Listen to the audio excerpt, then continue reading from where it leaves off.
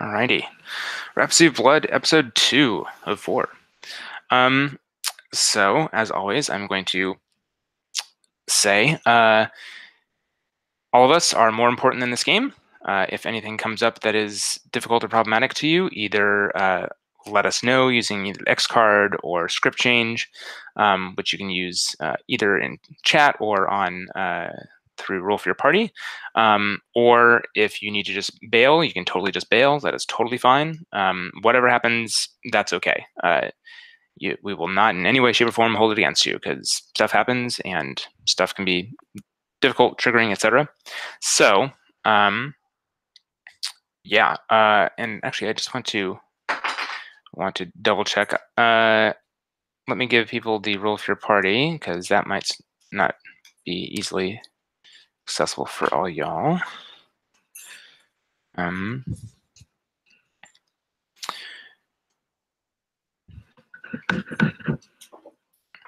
right. And I just want to double check. Oops, that's not how I wanted to work that. There we go. And where was I? Right. Just want to make sure. Did people just see like a pop-up-y type thing or something like that? Hopefully. Good. Awesome. Great. Okay. So yeah. And yeah, again, with the safety tools, please make use of them for any reasons. If you see other people possibly struggling, please make use of it for them. Because sometimes stuff happens that others that people can't make use of the tools, and someone needs to do it for them. Okie dokie. So if we want to go over to our character keeper, and there is the Explorers tab, we can start working on our Explorers. Did people have thoughts on what of the playbooks they were interested in using?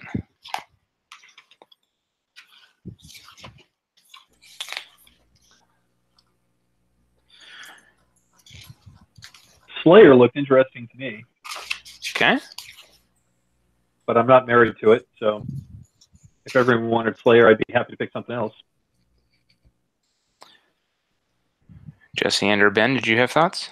Let's see. I was thinking, honestly, several of these would work for me. So, I mean, I could do Slayer, I could do Bonded, or even Mystic would work for me as far as my religious order. Mm-hmm. So, yeah, honestly, I'm cool with any of those. So, if anyone has any other preferences, feel free to jump in. Yeah, I don't need the Slayer, so feel free to go for that if that's what you want to do. Ben, did you have thoughts? No, I could go with a few. I'm just glancing back through these again now. Maybe the Reckoner, but not really set on anything yet.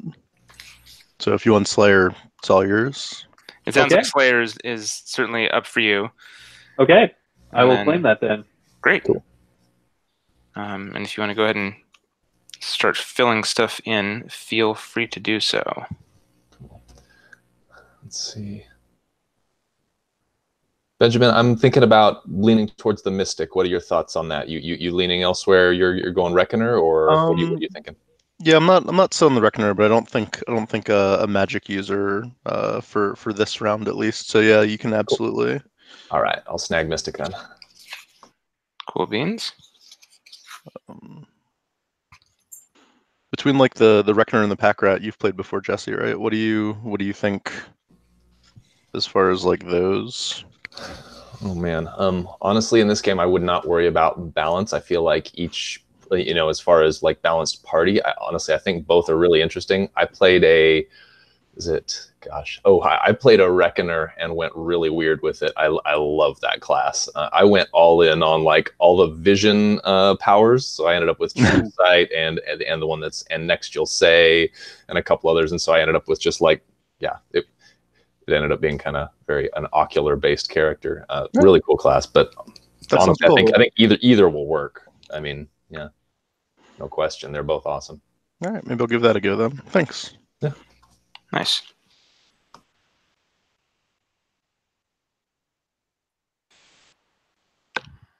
All right. Let's see here.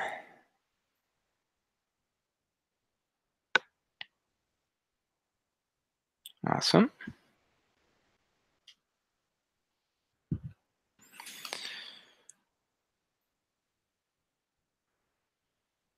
Entanglements. Huh. Is that the old term for it or something?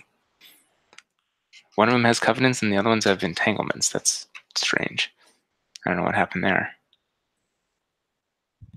So in the Explorers tab, we just add the playbook stats plus the bloodline stats to make our... Yes. You start with the array, and then you add one to any stat. And then... Yeah, and then the... well, the bloodline stats... Bloodline stats are not on this, I don't think. They're not on the Explorers tab, I don't think. Those are just in the Bloodlines tab. Got it. Yeah, Gotcha. I'm looking at the playbooks, and yeah, they're not there either. So, okay.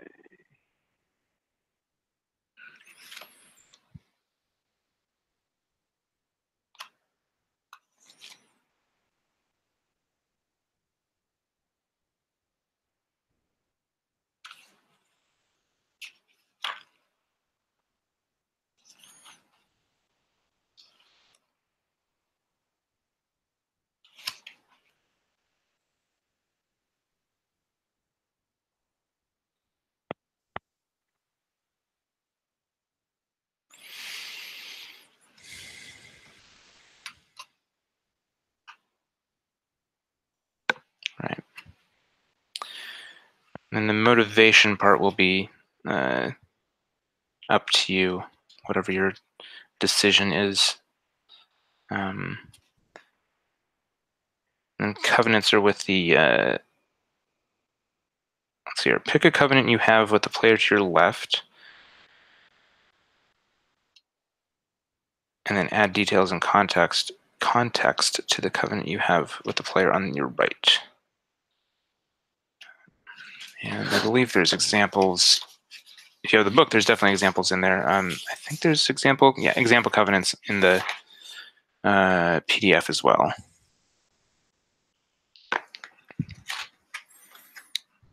And I'll let left be however it is that you want to order yourselves. That is totally fine with me.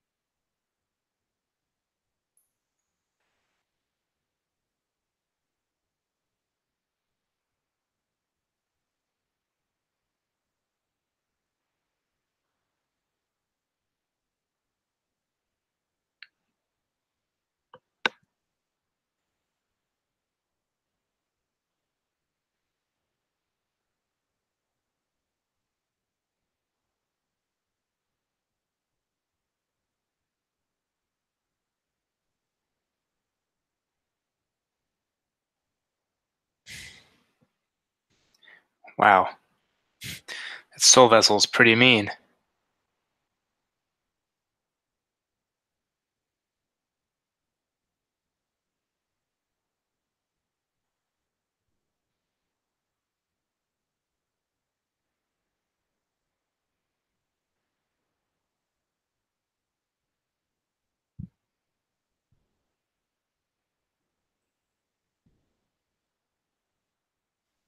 What's one of the options is a theodolite and a spirit level. What's that do for me? Let's see here for the. For the Reckoner? Let me see. Under 2 pieces of utility gear.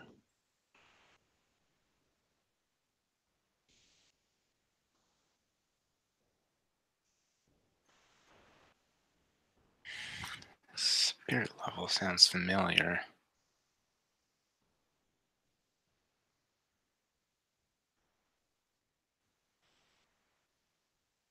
So that is basically the same thing as like a bubble level. So like the level thing with a little bubble in it. Mm. And then theodolite.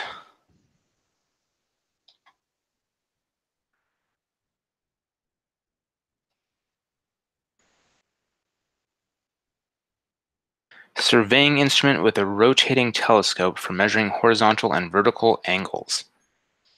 Huh. Okay. Generally pretty bulky things. These things that you see surveyors using on top of tripods.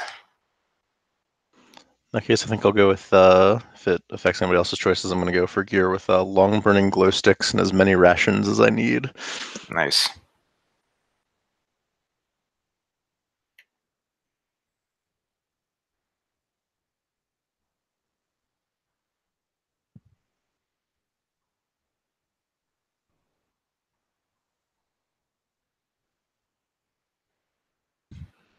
Oh, also, I don't know if Shane, if it's possible to pass this on to someone else, but I don't really need a weapon since I have claws.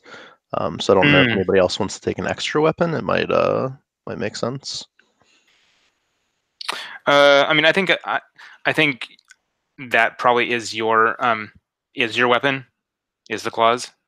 I'd probably just call that, seeing as though we're doing something kind of unusual with you kind of like continuing the bloodline, as it were. So I think makes sense. Go ahead and hold on to that.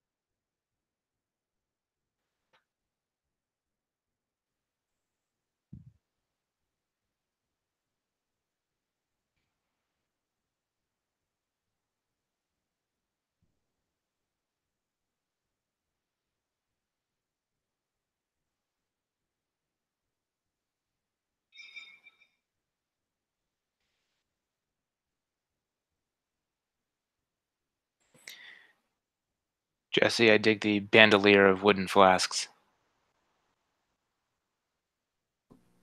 That'll have multiple purposes. I'm excited about it.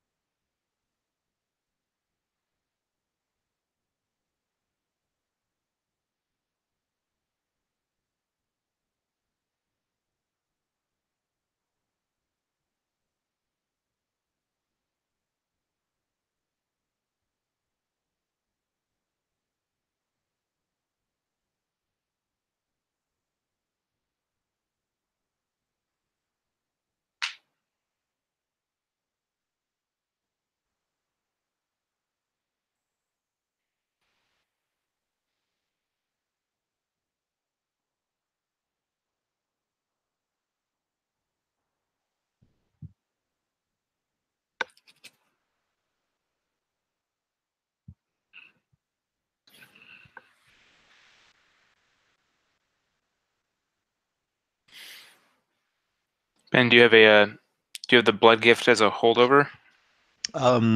Dark Legacy is one of my bloodline moves.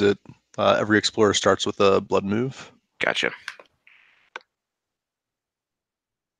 I can also take a harm instead of contamination as part of that.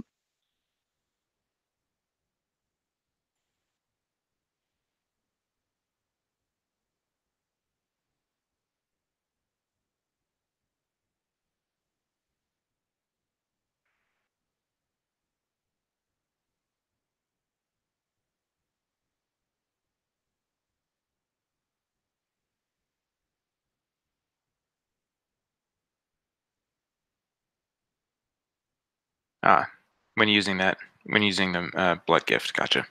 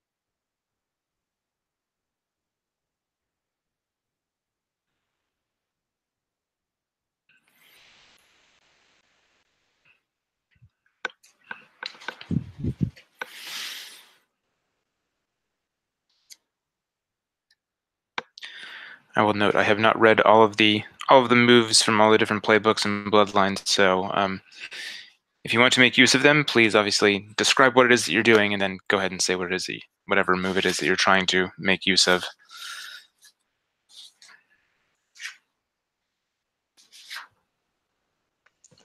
It's probably worth mentioning then that one of mine is passive. I always recognize an illusion or supernatural deception as what it truly is. Okay.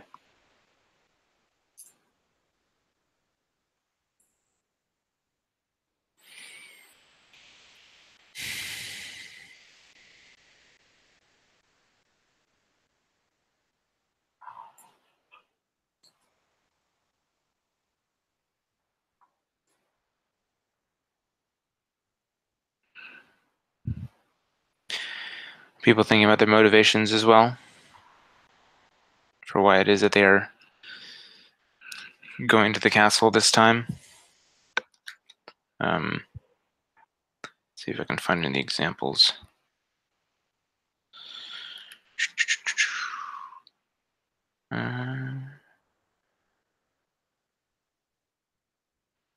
Uphold you into the life of a castle dweller. Use this to add an extra dimension to your bloodline's current drive, or give yourself a personal quest.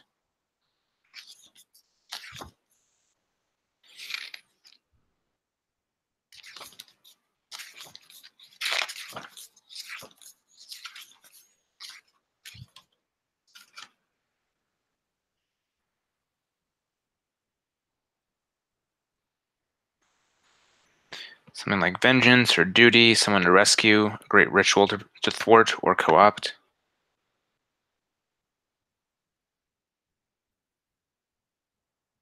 Maybe you have to save a kidnapped lover.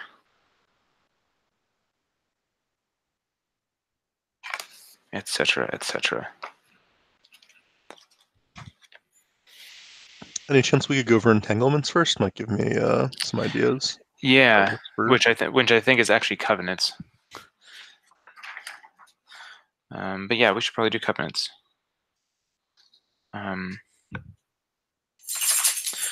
So let me just base it on the character keeper. So Jesse's character would say the covenant that they have with Ben's character. Ben's character would say the one that they have with Mike's character. Mike would say the one that his character has with Jesse's character. And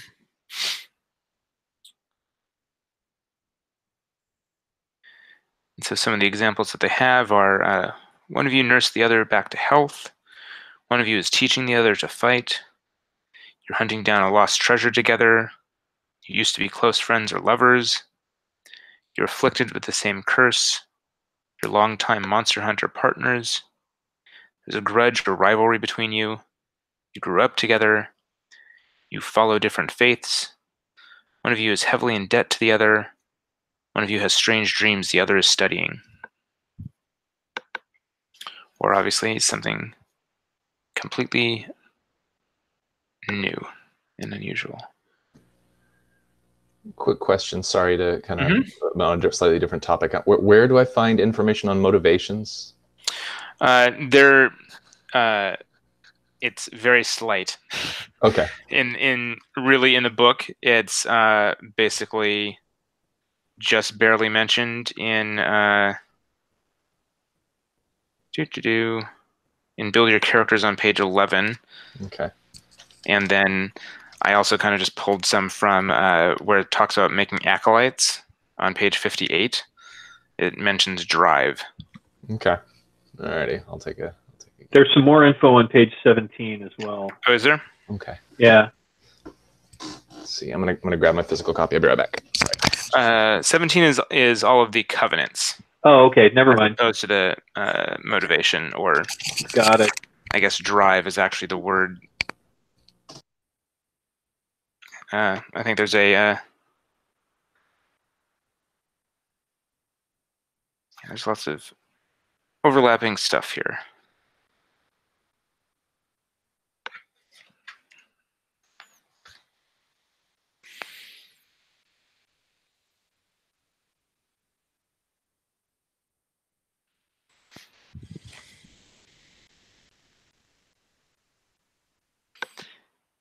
Oh, and Jesse, if you didn't catch, 17 is covenants, not motivation. But we can probably, if we want to follow Ben's thinking, maybe we'll do covenants first, and then maybe that can give us some information. I don't know. Totally possible.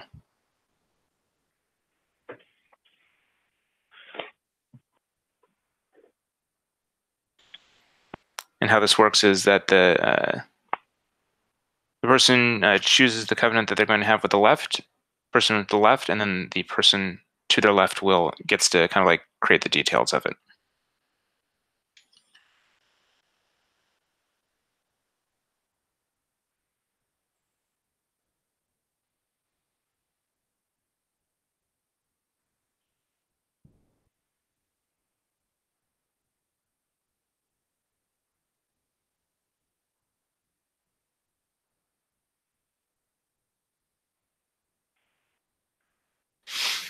Oh, and I guess we'll also need to do the refuge and breach.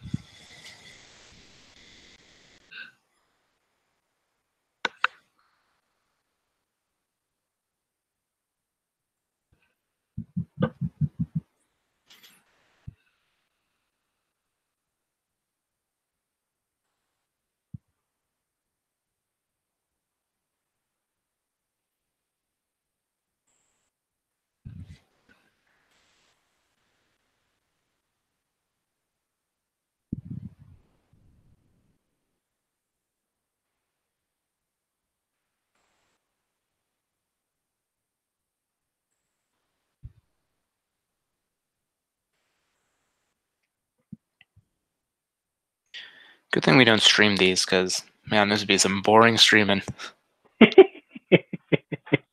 Well, it's the whole character creation part. Yep. And and none of us are super duper familiar with the rules. Yep. Totes legit.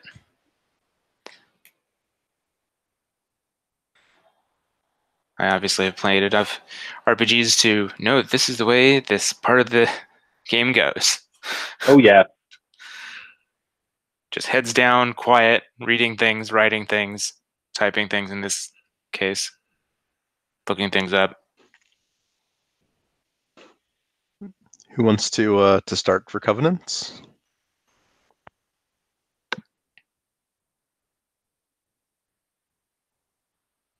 So I think I was reading when Shane was discussing this.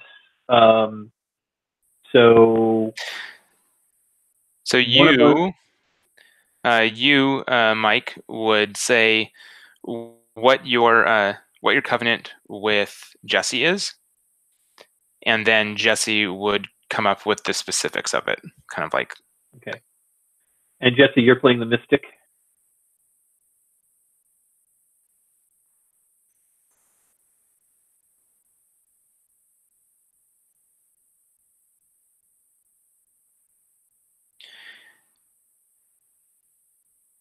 Ben, did you have thoughts on what you wanted your covenant to be with? Well, I'm thinking that Ronaldo is as a member of the Legendary Heroes is a Slayer and is a longtime monster hunter. And one of the covenants listed was your longtime monster hunter partners. Would that work with you, Jesse? For me, I thought you were talking about the other covenant. Were you which? Oh, I'm sorry. I guess I'm not quite understanding. Which yeah. So were you aiming that at Mike since he's part of that that particular bloodline, or which? Mike is the person who's talking. I was the one who was talking. Oh, I'm sorry. I got it wrong. I meant Benjamin. Sorry about that. No, Mike is pointing at you. I'm confused then. I know some. Okay. So then you were mentioning yourself as the Legendary Heroes. So you were the long-term. I was the long-term monster hunter, and I was looking to. And I was looking. There's one covenant listed that your longtime monster hunters. You've been longtime monster hunter partners. So yeah. Would that work for you? That totally works. Yeah. Sorry, I was totally not picking that up. I misinterpreted. Yeah, that works totally for me. Okay. I think. Yeah, and so do I have to come up with the detail on that? Is that the way it works? Yeah, if you want to come up with the details, you can come up with the details. That is, and that is on you. Yeah. Boy, I don't know if I have anything specific to add to that other than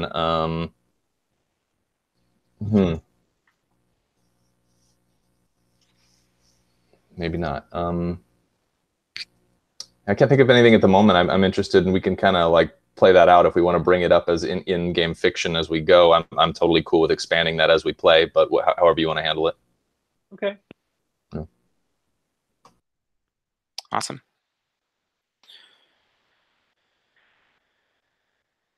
Jesse, you want to do one with Ben, or Ben, do you want to do one with Mike? Sure. Yeah, let's see. I can pick one with Ben. Let me double check here. So I think one of the options I see here is one of us has strange dreams, the other is studying, and I think that might be an interesting mix between ours. So yeah, feel free to twist that however you want.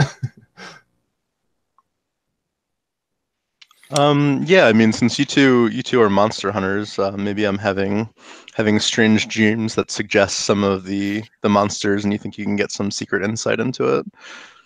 I dig it. I like that. Okay.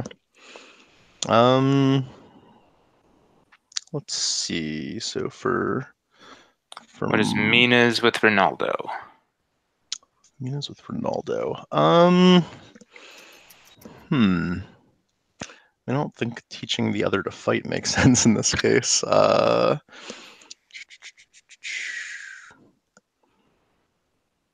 up doesn't make sense. All right, what about you used to be close friends or lovers? And I guess you can define that if that sounds like an interesting option for you. Sure. I can go with that.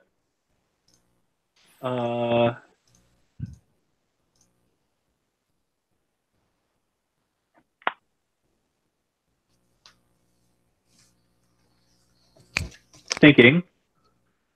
Let's keep it platonic. Let's keep it platonic. We're we've been longtime friends. All right. How do we meet? How's this? You're the so Mina is the same character that we were playing last time. It's not a descendant, it is actually Mina. She doesn't know that, but yeah. Yeah, Got it. Nobody knows that. It's just kind of got it. She's forgotten. Yeah, I'm gonna say this might go back to, I'm almost thinking this might have gone back to our original story where being the monster hunter, I was hunting you as a monster, and then I realized that I was mistaken. And kind of like how when superheroes meet for the first time, they always have a big fight. For sure. I thought I was the hunter and you were the prey, and then when we had a big fight, I realized that A, you were more than met the eye, and B, you were actually a person, not a monster. And ultimately, we came to an understanding and became friends over it. Great. Well, remember, you used to be. We used to be friends. That's true. Used to be friends. There's a game with that title. Yeah. And then I guess we would have to. Oh, that's true. That would also mean we would have to have had a falling out. Well, maybe. Could also mean we had just like separated over time or distance. That's true. Also, at least in the example, it says so you strengthen it when you share stories of the good times, but you betray it when you act as you did when you broke up. Ah. I guess that does imply some sort of bad falling out. Yeah, it does imply a bad end.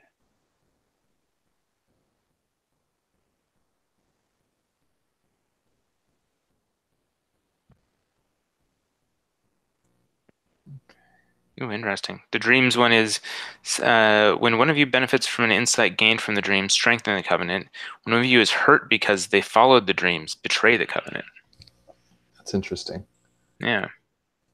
I guess we have to come up with like how are we going to come up with what dreams are being analyzed and how that's handled mechanically, because it seems like that's one that could be abused if we're just like, oh yeah, I was studying a dream about this exact situation.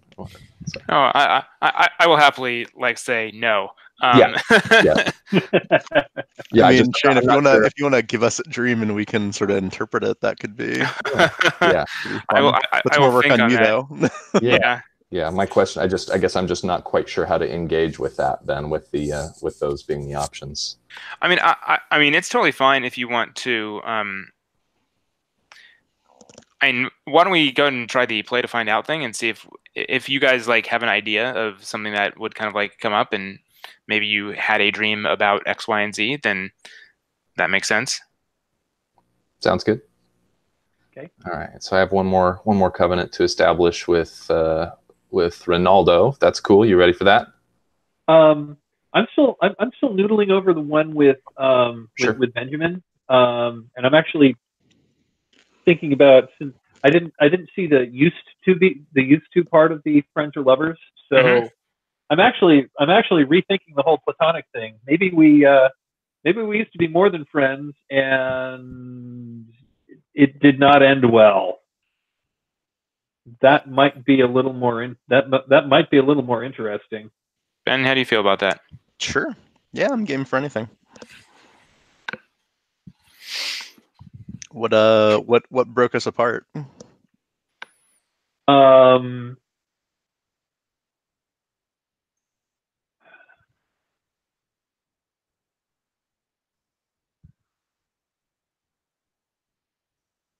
I'm thinking that I was always going hunting. No, that doesn't feel right.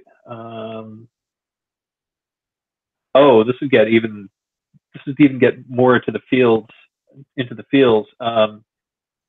He can't, being the monster hunter. Ronaldo just couldn't get over the fact that you have a little bit of the monstrous. Cool. Yeah, let's do it. Okay. Sounds good to me.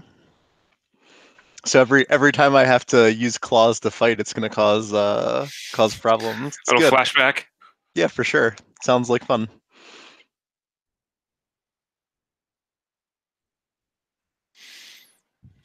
All right. So, Mike, were you ready for Jesse to point one at you? Yes. Awesome.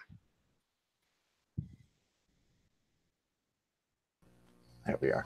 I was thinking this one looked interesting and seemed to fit possibly our dynamic. One of you is teaching the other to fight, so I have to imagine, based on your class, that it would go one particular direction between the two of us, but up to you. Sure, I'm up with that. Yeah, I'm imagining it like, yeah, I don't know. What do you think? How do you think? Yeah, I like that. I'm trying to teach you to fight. So when the trainee gets a killing blow, strengthen the covenant. When one of you shows concerning brutality, betray the covenant.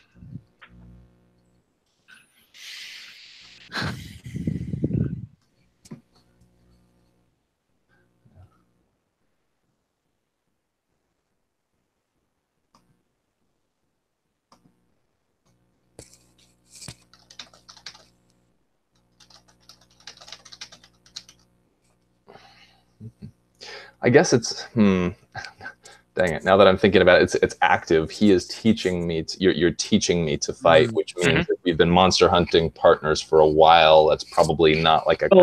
I mean, you could be helping me refine stuff. I guess. The other thing that's coming to mind is you're the mystic, so you're kind of all about the magic, and I'm trying to teach you how to be how to be good with a sword as well. Yeah, sounds good. Whatever your weapon is. It's a little oddball, so maybe it's like maybe you've just been helping me kind of figure out how to use it. I'm going with kind of basically a long chain with a metal ball on the end with spikes. Oh, okay. Yeah, we'll see. So like a flail without the handle? Yep. That seems like a really practical weapon. Hey, man, it's Castlevania style. Exactly. It's a pretty crappy weapon. And yet. Okay, yeah, I'm up for that.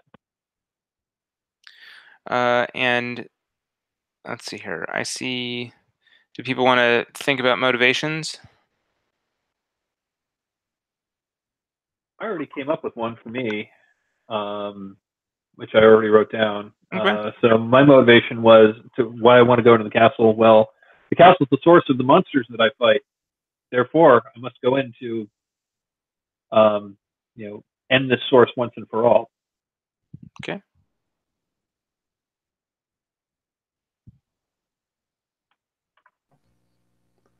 And I think for mine, it's actually going to be a religious obligation, pretty much, right? So I have to imagine that after the events of our founders doing their thing, Costin kind of claiming the Grail and being part of that, probably it filtered its way back into the religion, and the religion, if anything, was like, yes, here are our beliefs, but also at least one person per generation is going to focus on blah, training for this and getting ready for the castle or any type of anything like that in the future. So I have to imagine it's a kind of not necessarily a personally chosen thing, but like kind of religiously mandated. You have been tasked with this kind of thing. So. An obligation. Yeah. And Mina, you don't remember your past, so that one isn't going to work for you. I was thinking maybe since we established that was it that Ume is studying my dreams, maybe a dream. I saw us both there, and so when I heard they were going to get into the castle, maybe I decided to jump in. That works. Yeah, that totally works.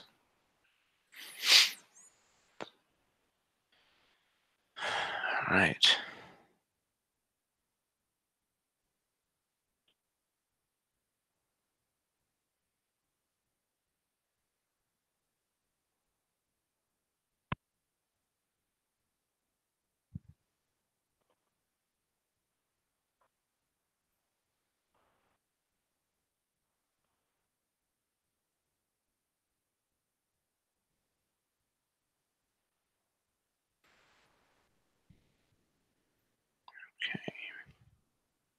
I'm glad that worked because my second suggestion was going to be look for boots to let me jump twice, but Nice.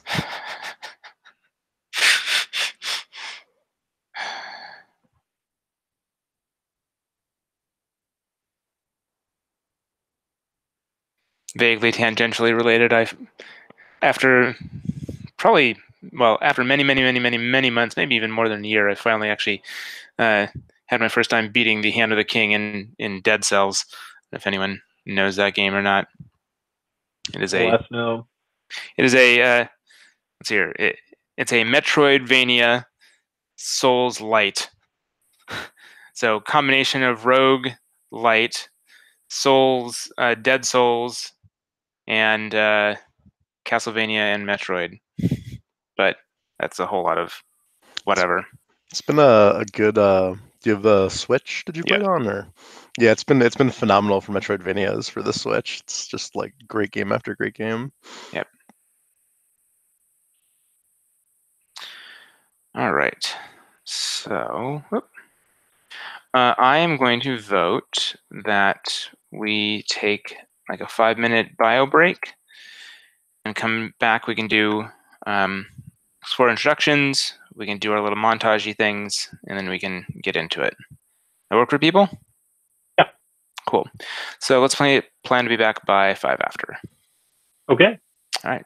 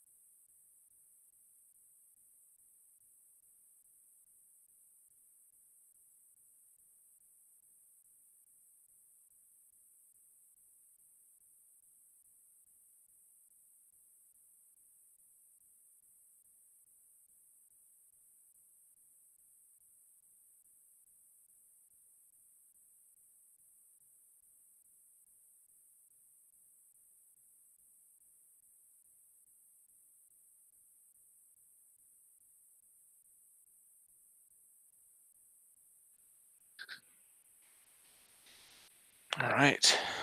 So, I'm gonna go in the opposite order. Jesse, why don't you introduce us to Ume? All right. So Ume, pronouns she, her, is a mystic. As far as looks go, I'm going with olive skin, kind of athletic body, shaved head, very simple robe. One thing, really the only like two things out of the ordinary she's got on her is a leather bandolier going from one shoulder to one hip, kind of all the way around. That has multiple wooden like flasks looped into it, and like they're different colors of wood. And if you recall, like for the staff that Cantor or the gosh, I'm trying to remember what the founder was named, Costin.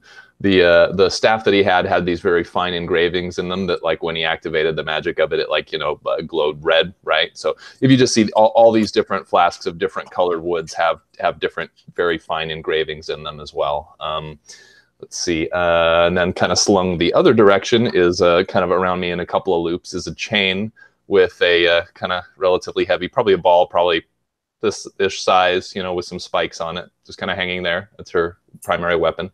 As far as moves, I've chosen a couple of things. I got Cast the Runes, so it's about kind of scrying into the future. I'll have kind of a ritual to describe that, and then Soul Vessel, which you can see where this is one area at least where those flasks are going to come in handy. It says when you defeat a minion of the Regent, you can catch its spirit, and I can do things with that. So yeah, that's Ume at this point. She is kind of pressed into this because of the religious order she's in. Being a member of the Holy Church called the Crimson Penitent.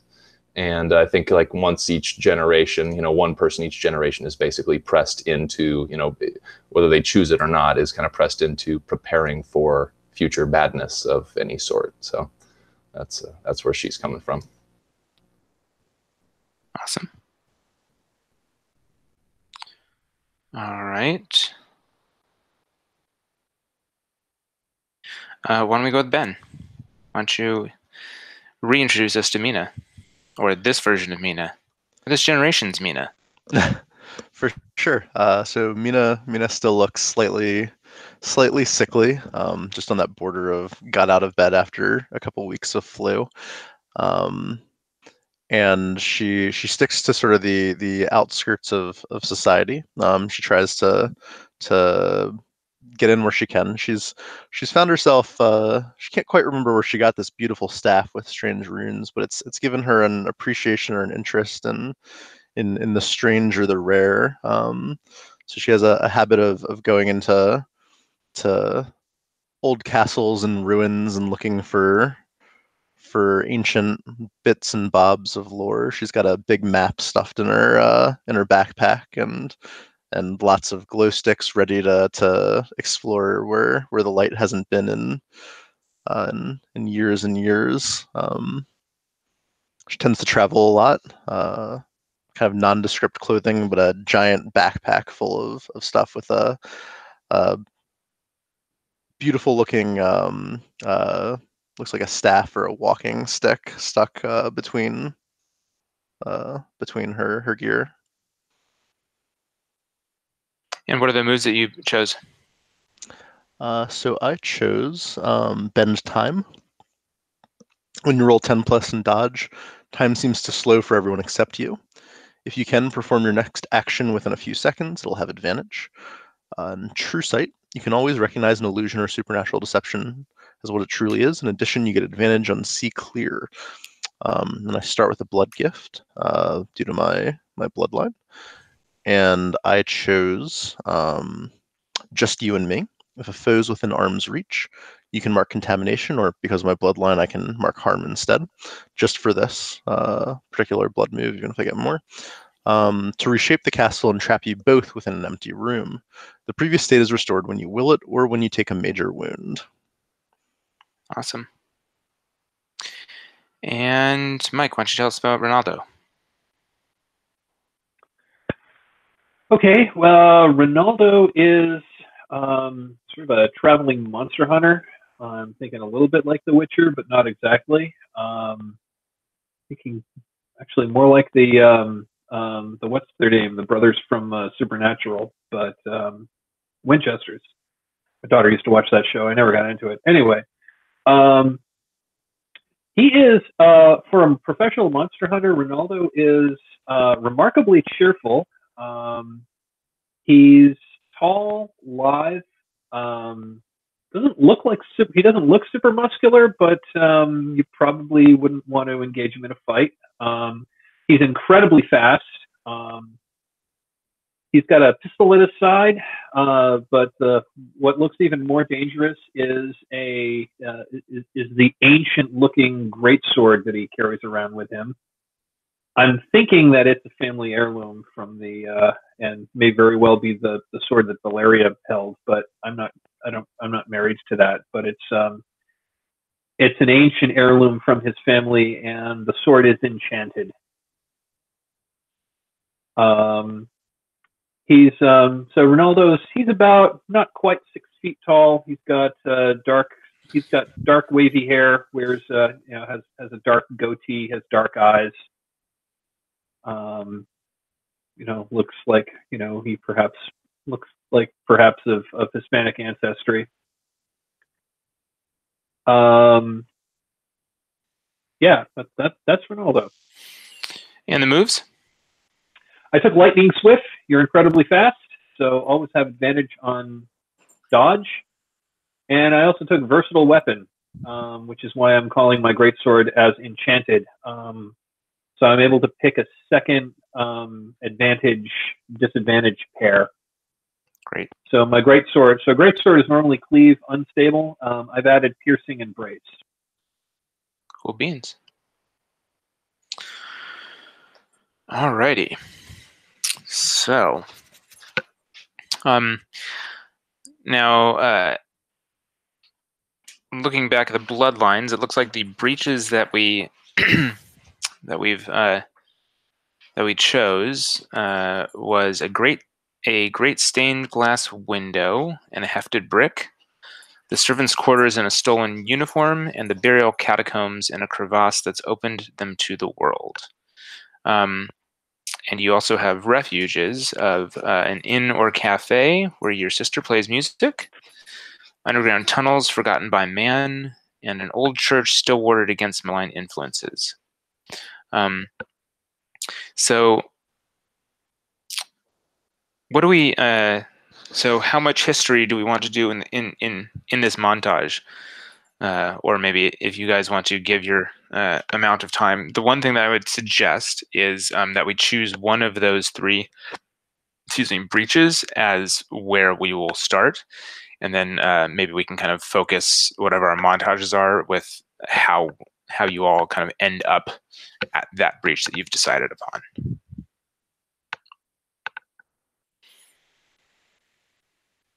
I mean, given our group, I like the burial catacombs as an entrance. It seems like we're all either monster hunters or sort of keeping to the edges. Doesn't seem like a sneak in and lie our way into the castle type of group. Mm-hmm. Yeah. I was going to say either that or I like the stained glass window and a brick. But I like the catacombs. I think that's good. We were,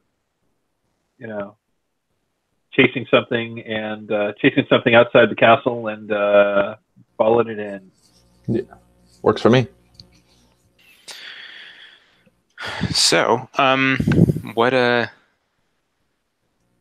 this is on you guys on doing your kind of your historical montage. If you want to do kind of like history or bits from your explorer's life, you can do that, or just before this excursion, or fill the time between the last castle and this castle for yourself or your bloodline. Any of those are totally optional. Cool. Yeah. How long do we say it's been since the last castle's appearance? It's been a generation, but is that like, what do you want to say, like 20 years? 30 Statistically years? speaking, it's like 20 or 25 years. Okay. But if you want to make that longer, we can make it longer. If you want to make it... I like 20 years. That sounds good. Yeah, totally works for me. Cool. That work for you, Ben? Sure. Cool. All right. And then I know I'm kind of the one that brought up the idea of the montages, and I really just had an idea of like just making it relatively simple and stuff. But I'm thinking of the video games and whatnot, and like just how stuff like this is like you might get like flashes of like a character's life as they're kind of going to this, and at least for my character let's see. Ume? Yeah, for Ume. I'm imagining we get it like a shot of her like younger as she's just kind of like sitting in like prayer in a church just very sparse belongings, so just doesn't have much of anything. I'm imagining we probably get a couple of scenes of her being part of some blood ritual or something like that. And then we probably get like a scene of, and tell me if this makes sense to you, Mike. So with our relationship being that we were monster hunters together, I'm almost imagining that like my church has like almost an exchange program. I don't know if it's an exchange. I know that we probably at least send one person, like, I was sent to your order, for training and to kind of basically become a monster hunter. So I imagine, like we see, me heading over there, meeting you, us going off on monster hunting adventures and whatnot. And that's, yeah, that works for me. Yeah. I think that would be kind of a cool way for that to just integrate nicely. And then I think before all this is going on, we've got me, with my weapon on, but then probably part of some ceremony with, people of my order all around me, and they're, like laying hands on these different flasks, and they're, like the etchings in them, are like we got multiple groups around the room with one flask and whatnot, and they're glowing different colors, and then we kind of just see the bandolier being handed to me, and then I'm kind of walking out and heading towards wherever we're meeting up. So I just imagine it pretty simple like that. So one thing I would ask is, we already got the connection with Ronaldo. Mm-hmm. What is it that brought you to be studying dreams? Yeah, I think it was an aptitude towards like scrying and understanding of portents, if that makes sense. So I think that if anytime that we would have run into each other, like I'm always probably looking for portents, looking at the stars, looking at the way the leaves fall and seeing if there's a pattern to them. And I think, if we, I don't know, Benjamin, if you have an idea of where we may have first encountered each other or not. Do you have any idea on that? I mean, maybe through Ronaldo while we were still together. You two were old friends, and he introduced Mina to Ume, and sort of left alone passing conversation. I said, "Oh, I had this weird dream last night." Absolutely, yeah. Which, of course, yeah, Ume just zoomed in on and is like, "Yes, tell me about that." And I think we probably have occasional conversations about it, and I think that's something of real fascination for Ume. So, yeah. Awesome. Why don't we go ahead and move on to when we move to Mina? Yeah, I mean, I suppose right afterwards, you can sort of picture her sticking outside of cities in the forests and whatnot, sort of broken from this pretty terrible experience in the castle, and then finding your way back into civilization and sort of doing odd jobs around town to make ends meet. She doesn't strike me as the begging type, but probably chopping wood and helping find strange herbs. And then one day somebody asked about those weird markings on the staff, and you can picture a couple of years later, sort of coming back from an ancient temple of some kind, covered in dirt smudges with the bag of stuff on her back. Yeah, and then slowly but surely picking her way, sort of ruin to ruin and broken castle to broken castle to here. Cool. Ronaldo?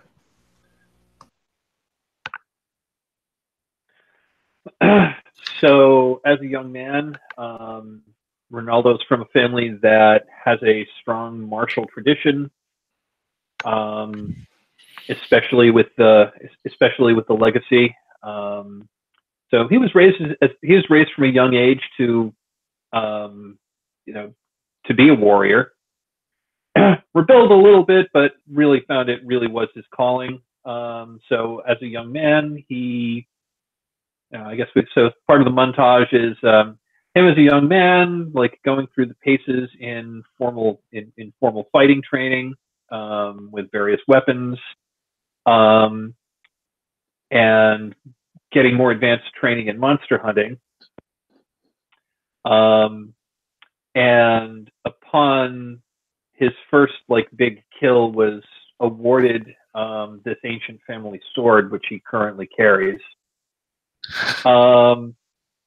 Not long after that, he was the person tapped to be the liaison with the church, to train Ume as as sort of like that, I don't know, cross training that mentioned earlier, and was happy to do that. Also, a little bit of the montage of following up rumors of this weird monster woman that ended up being Mina, and then realizing that she wasn't really a monster, and a little bit of their whirlwind romance, followed by a bit of their falling out. But yeah, I guess they still kind of orbit each other a little bit. So Ume, how is it that you came upon these catacombs? I'm interested. Could that have been part of a dream that that Mina had, possibly? Maybe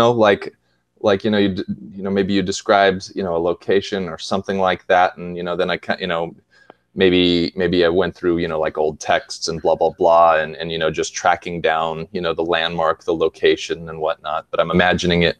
Yeah, I think that's kind of a cool, at least narrative way to kind of feed that, analyzing your dreams into it. Yeah. So I guess here's a question for you, Jesse, or you, Shane. Are all the dreams Mina has dreams, or are they just sort of broken memories that she thinks are dreams? How do you wanna run with that? Ooh, I like it. Interesting. I don't know that there's. How do you know? I don't think there's a way that you can. I guess we don't. She doesn't. I mean, she doesn't remember that she's lived before per se. So I love that. I don't think there's a way you can say that that's the case or not. But if you, I highly recommend, if you want to kind of echo things that happened in the previous thing, feel free to do so as dreams. That's so cool. Actually, I have a quick question about Mina. I know that you mentioned that Mina does not remember how the fact that they were the same person that was involved in the first castle incursion. Have you told us? I can't remember how that memory was lost. Was it a trauma issue? Was it a curse? So I was initially thinking we were going to do bigger gaps, and it's just going to be over time. She just remembers one lifetime and sort of forgets.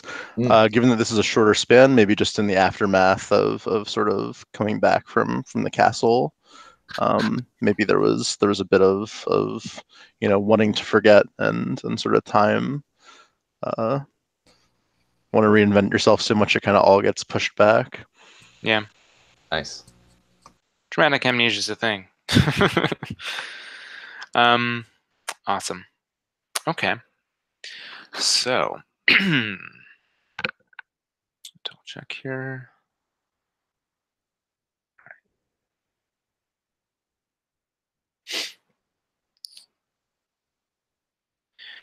So,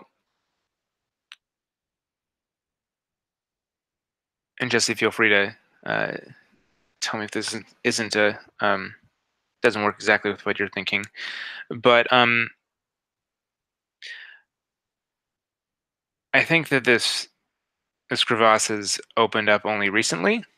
It's in somewhat of a remote area of whatever kind of larger town or city it is that you all inhabit or are near. There was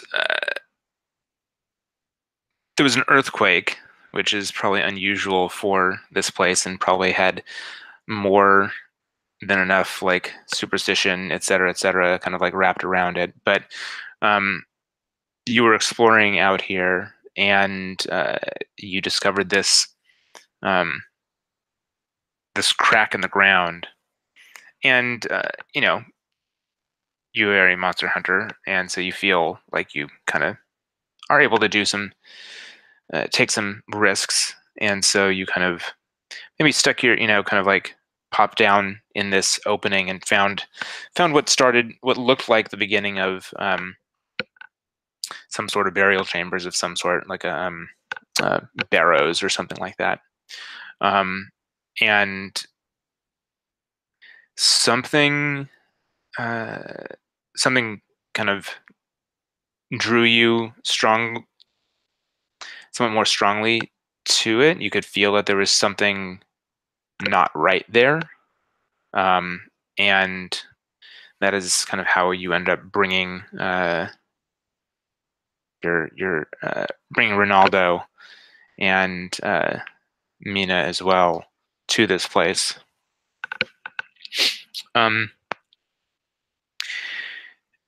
Mina, something that you in particular are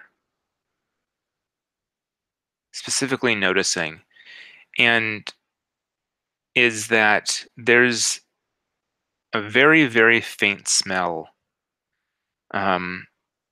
coming from this burial catacomb area of incense. It's not anything that the other two would be able to notice, but your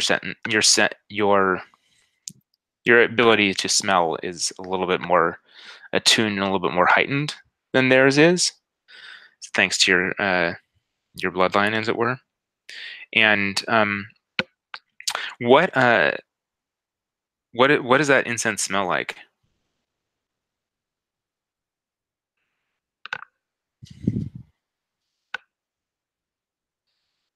It's a church on holiday.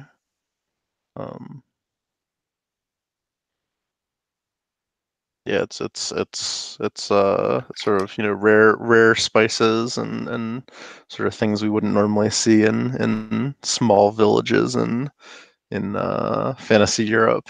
You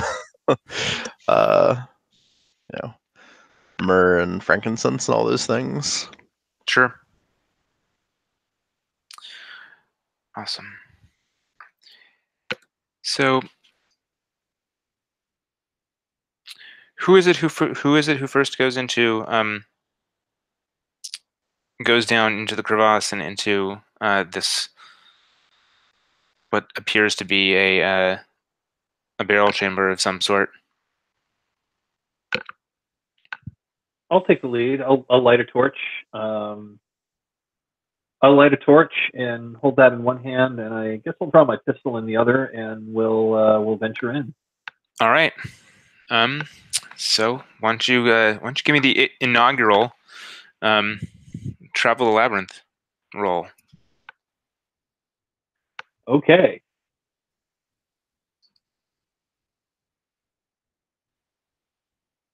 Sorry, I'm looking for the window that has the. There we are.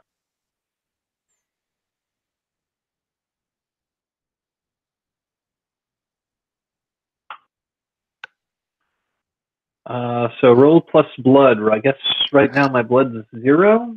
Mm-hmm. So I rolled an 8, so that's an 8. Okay. So on hit, you will have 1 hold. I don't know if someone wants to find some place to keep that, but I'll just kind of temporarily put it in there in chat. So you rolled an 8. All right.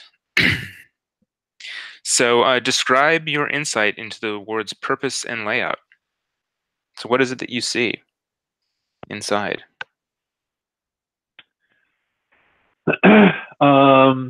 Okay, so we're moving through catacombs, which are lined with lined with old bones. As we go deeper into the catacombs, we find some of the places where we're storing the bones on the shelves beside, holding fewer and fewer, until finally the catacombs lead into a big crypt, like a big crypt that would be, like under a, like the crypts that were under a church, which is where they'd have, like mausoleums or sarcophagi for the honored dead, not just the bones that get up because the churchyard's getting full. Right.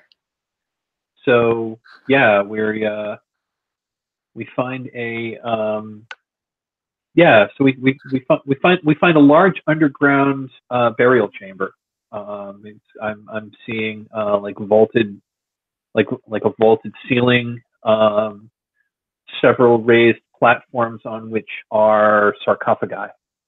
Okay. So something that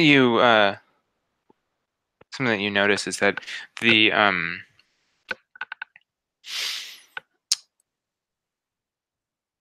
it is obvious that a lot of money was spent on the construction of this. Like the quality of the materials is very high. The marble is obviously very good. There's even, like, along the walls and whatnot, some of the frescoes and whatnot have kind of like gold leaf and whatnot. The only thing is, it seems like they've just been left and not tended to. So they're dusty, and maybe there's a little bit of water damage or something like that. But you can tell that at some point in the past, these were expensive and gaudy and beautiful. As you said, this is what you've come upon is it's a large room, vaulted ceiling. You're not quite sure what it's obvious that there was some sort of some sort of graphics or whatnot on the ceiling, but at this point, those have kind of water damage or something has gotten to them, so it's hard to really kind of get a feel for what it is. And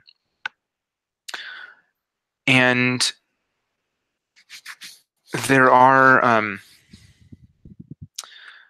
a couple hallways shooting off of this large room, and again, as you mentioned, there are three sarcophagi here. Something that you wouldn't expect, though, is that on each one is a large candle that is lit and is burning. And you hear singing coming from the hallways. Sounds like maybe children. And slowly the singing gets louder and louder. And from these two hallways come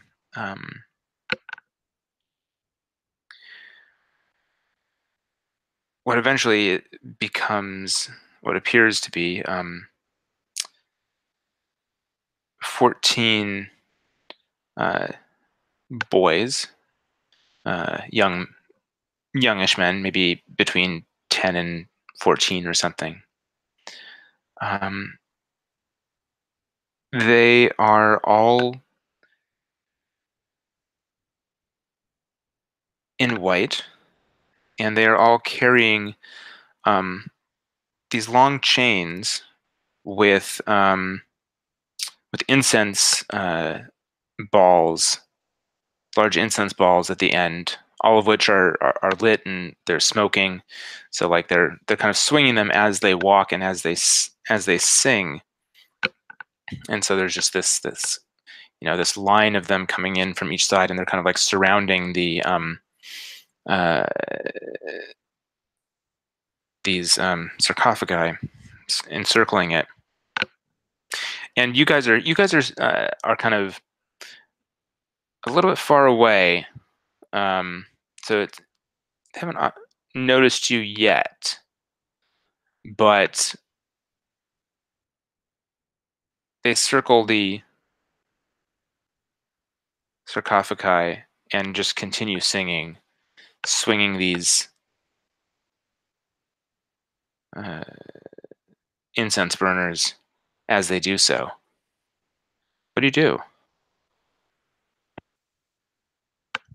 I, for one, would like to hide and see what they're. I'd like to hide and observe to see what these kids are doing. I was certainly not expecting to see a bunch of choir boys swinging censers around. Mm-hmm. What does that look like?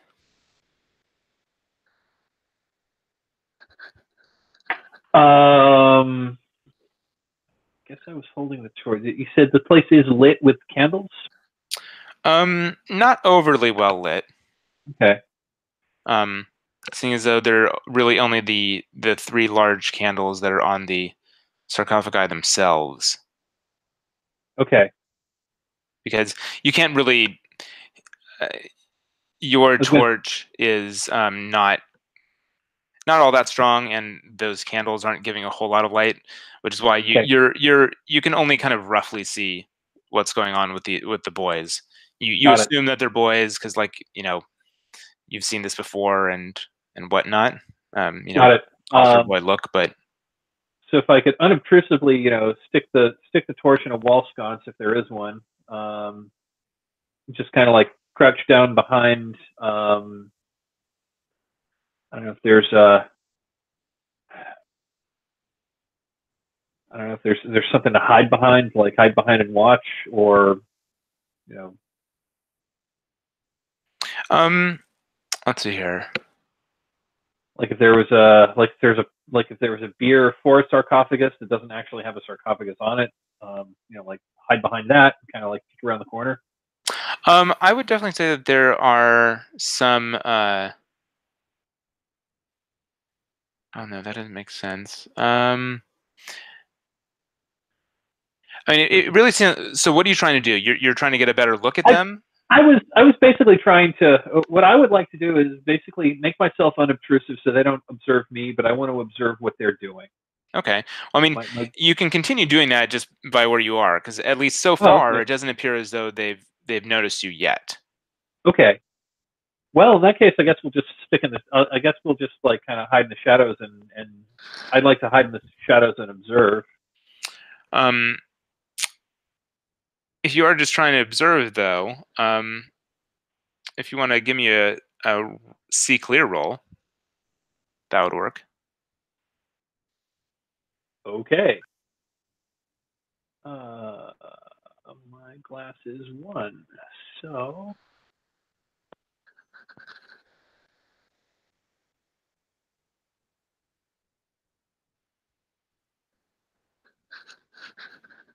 That's an 8 plus 1 is a 9. Okay, so you can ask 1.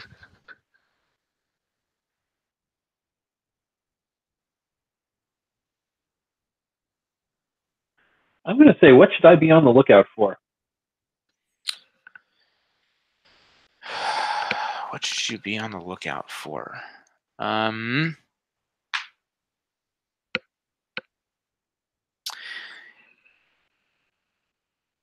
You're looking at the sensors that they're kind of with the incense in it that they continue to swing around and whatnot, and you did of Ume's weapon. Okay. I'm correct about Ume, you are the one with the chain. Yeah.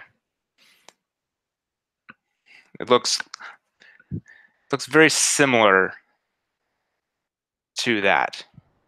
And you'd be worried that, I mean, you're pretty certain that they're just kids. So probably nothing to worry about, but there's something about those chains and those sensors that is setting you off. Cool. Mina, Yes. Ume, what are you two doing? I mean, first, I guess, do I see or smell anything weird, or is there seem to be any illusions, or? I mean, certainly the smell from the sensors is certainly the same scent as you smelled above. Nothing illusory at this point in time. No. And this is the only entrance in? This is the only entrance in. I mean, where you came from, and then the two hallways that they came from. Yeah.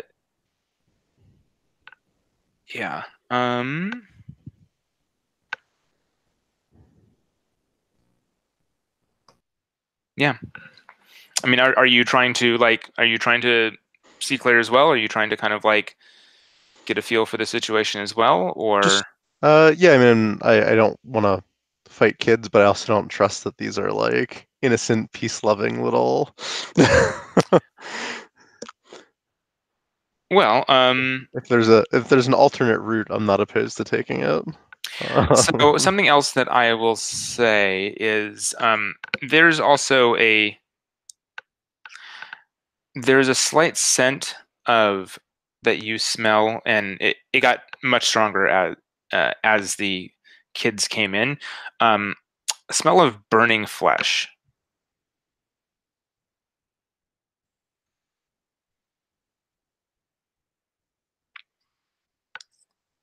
I mean, what are you doing? I think the first thing I'm doing is we're kind of standing here and watching this go on. These look like, potentially, I mean, first of all, this is strange because we were not expecting to find people in here, right? I mean, and then these are almost looking like some type of religious order or something like that. I think Ume probably turns to both Mina and to Ronaldo and just says, should we just approach them, find out what this place is, what they're doing in here, what all this is about?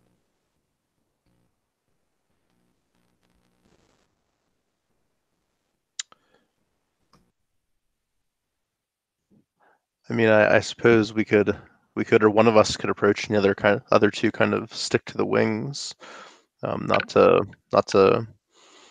scare them or put them in on the wrong footing. Mina would volunteer for that, so I think Mina would say, yeah, I should go speak to them. I may, this seems to be some type of religious order. Perhaps I can interact with them in a way that won't make the situation worse, hopefully. We'll see.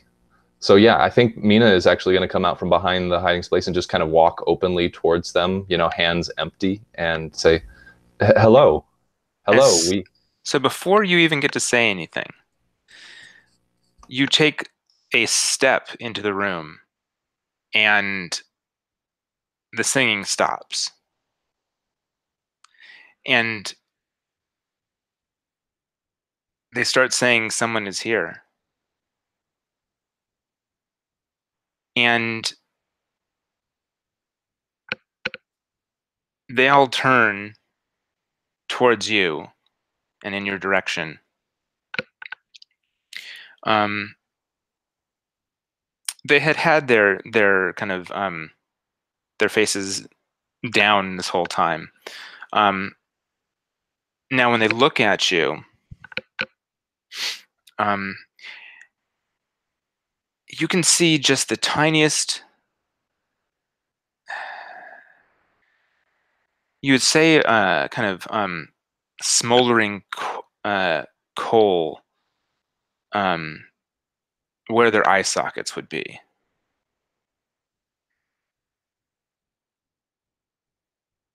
and they begin swinging the sensors and moving in mass towards you. What do you do? Yeah, I think we see, like the gestures of friendliness, drop away quite quickly from Ume here, and I think she says, "Whatever evil you are cannot be permitted to live," and she'll take her chain off of her arms and start swinging, from wrapped around her, and start swinging the ball kind of over her head and kind of like, wrapping one end, the other end like around the other arm, and I think this is a moment of actual, like, of certainty from her. She's not gonna like hesitate here. These do not look. This looks evil. This is bad. She's going in. She knows that she cannot permit this to continue.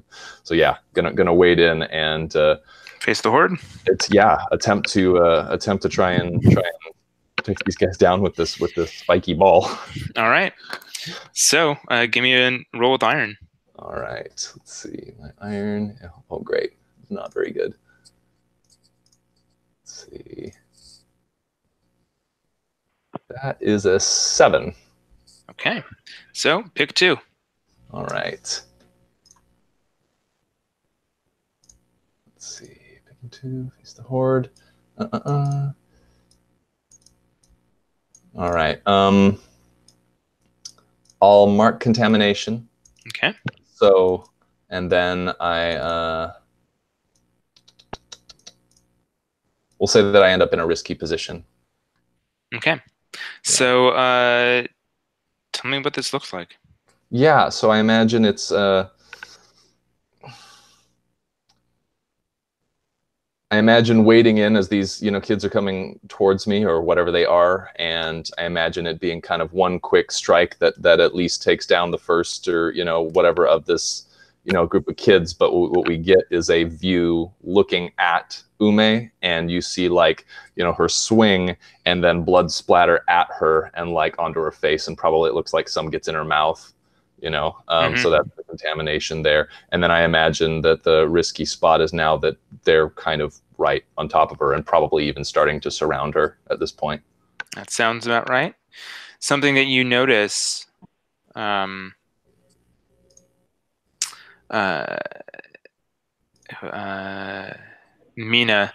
as that first one falls,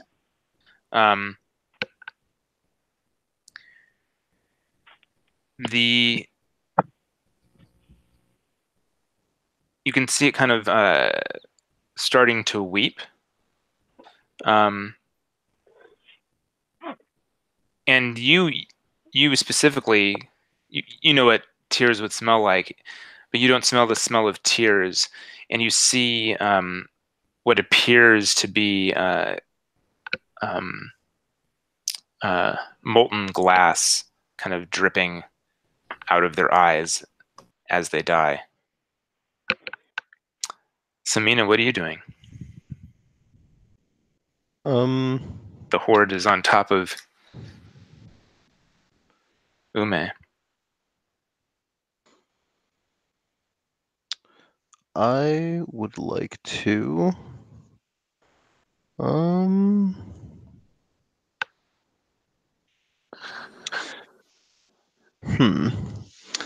I want to see clear. That's not what I expected from a child. A bunch of kids? So, yeah.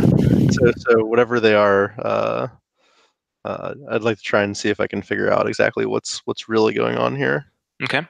And if I remember correctly, you roll with advantage for that, or that's right. Yeah, great.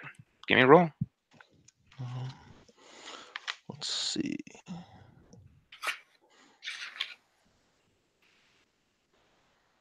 Six, and then what's that add? That's glass. Glass. Okay, so 7 or 8.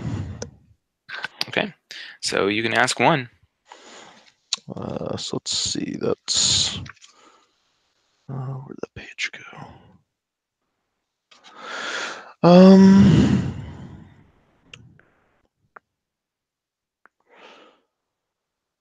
Well, I guess since Ume is in the thick of it, I don't need to ask what can my enemies do. So what should we be on the lookout for? Hmm.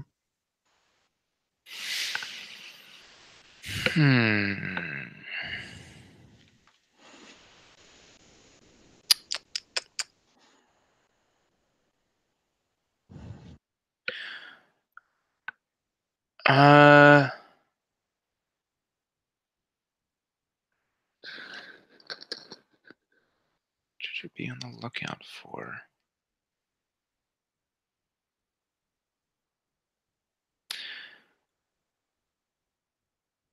I think you'd probably be worried that that more of these might be able to make their way here from those hallways, and that concerns you. I'll share my concerns with my companions. All right, Ronaldo, what are you doing?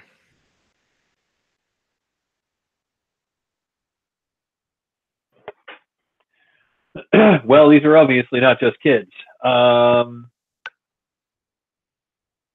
I think I am going to, and Ume seems to be nearly surrounded by them. I am going to, I'm going to go in and,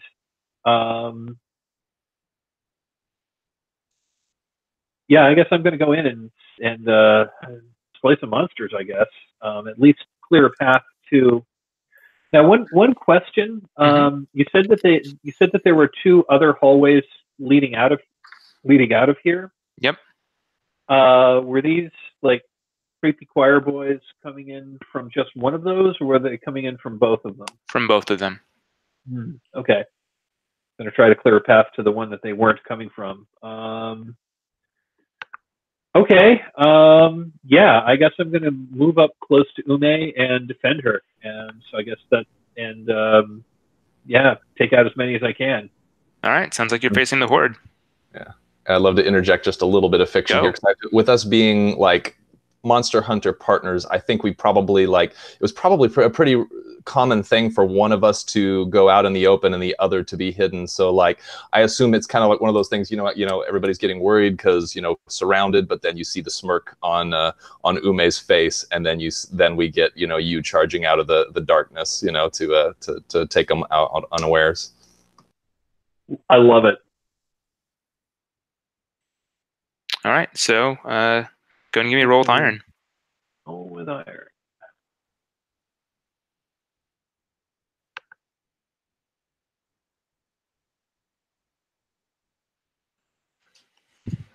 Five and a 1 is 6, plus 1 is 7. Oof, just barely, huh? Yep. All right, so you get to pick two.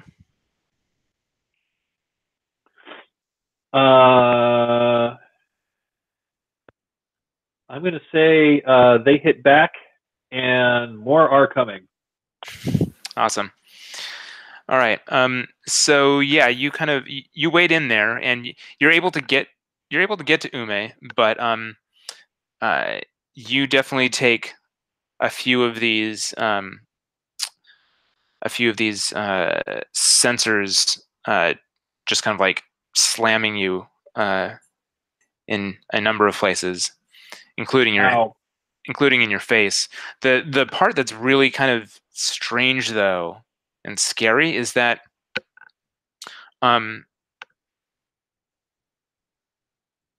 there's some who are pretty far away from you who are hitting you. Okay. So like these chains, these kids are pretty accurate, and B, those chains are really long. Okay. So go ahead and take one harm.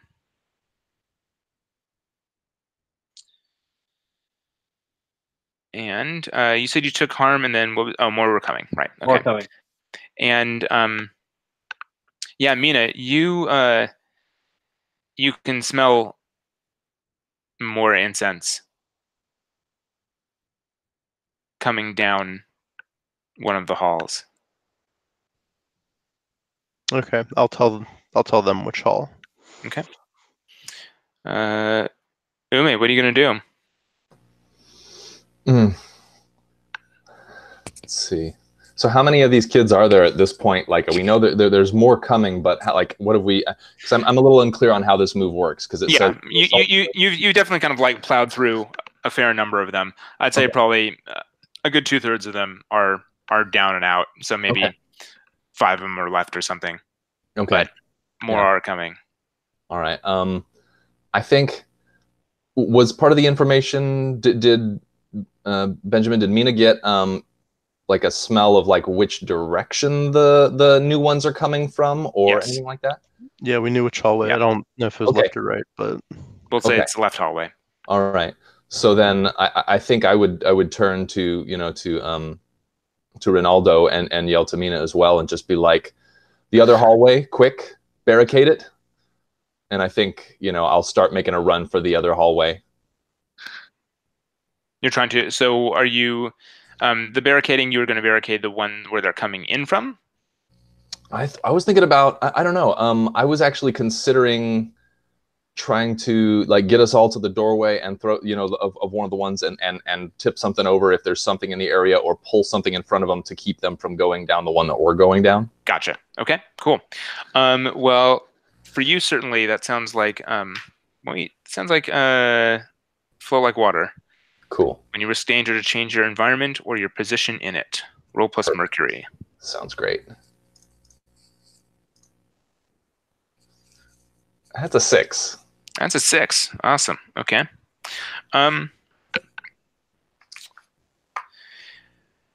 So.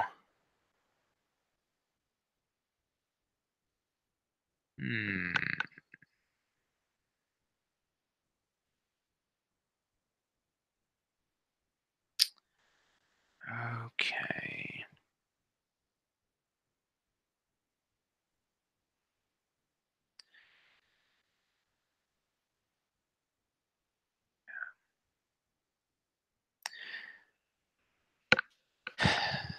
As you are running to the hallway,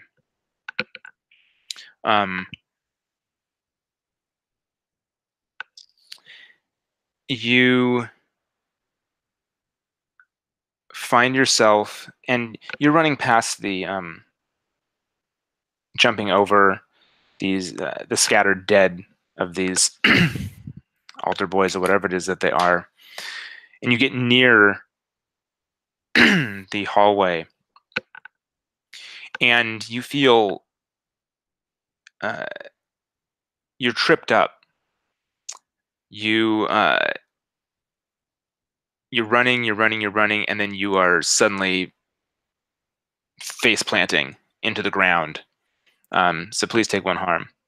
And you turn around and turn over and look, and the chains appear to be moving on their own and have started to wrap around your leg, and they're seeming to drag you back into the mass.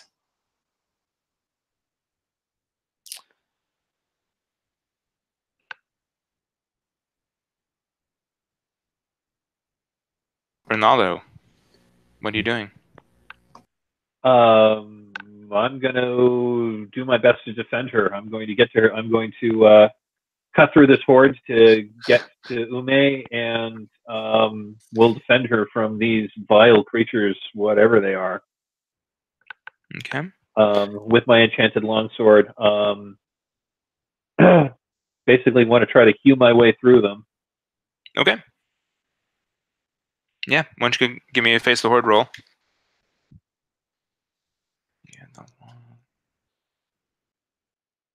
That's a 5. Fantastic. Okay.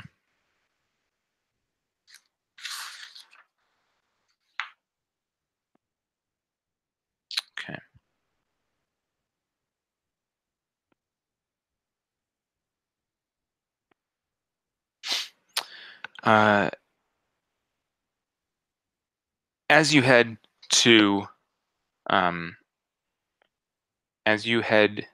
to to protect Ume, or yeah. You too find yourself tripped up and wrapped by these chains. But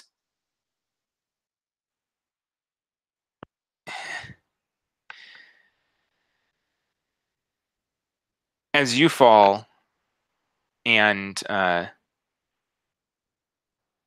take one harm, you fall and you're facing the hallways, and Okay. that you hear scraping noises coming from there, and emerging out of the darkness of the hallway are not what you were expecting. You were expecting more of these kids. Instead, what you find are many, many, many of these sensors crawling along the floor like snakes, heading in the direction of the room, and it appears to be a flow of them. Mina, what are you doing? Are they still both on? You said they tripped. Are they both on the ground? Yes, or? they're both on the ground. I'd like to try and run up to them and help them up and get us moving. Okay.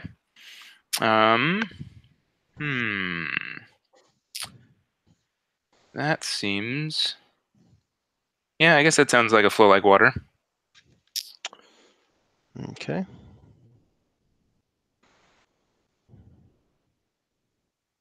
Four. Fantastic. Good timing. Sorry, guys.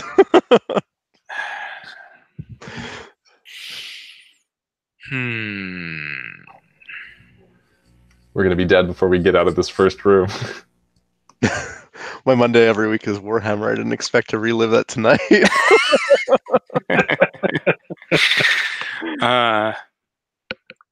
Yeah.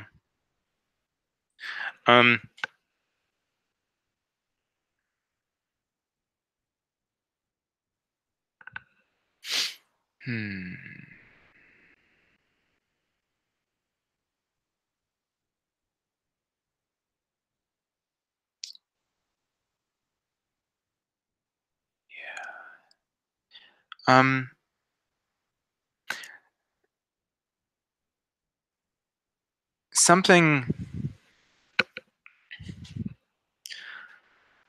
in the room triggers a dream or a memory, and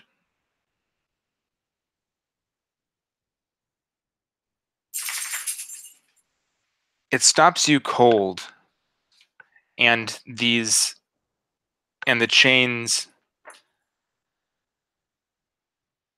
begin to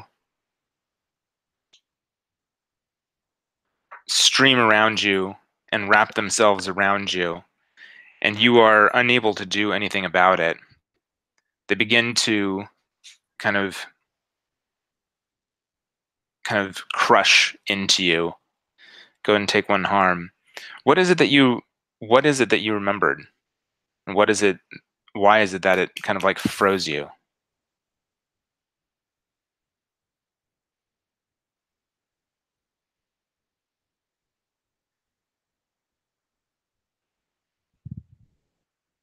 That is a really good question.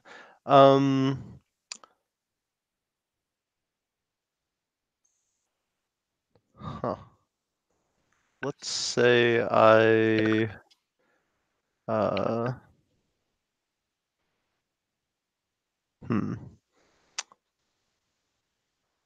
I remember a glowing white light and the promise of the curse going away. Okay. Nice. All right. So Ume, How are you going to get yourself out of this? Get yourself away from these chains. So they're moving on their own, correct? Yes, they are. Okay. And they are still burning, correct? Correct. Okay. Ooh, I have something that I can try here. I am going to... Oh, shoot. And don't forget, you guys also have bloodline move stuff as well. Right, I forgot about that. Take a quick gander.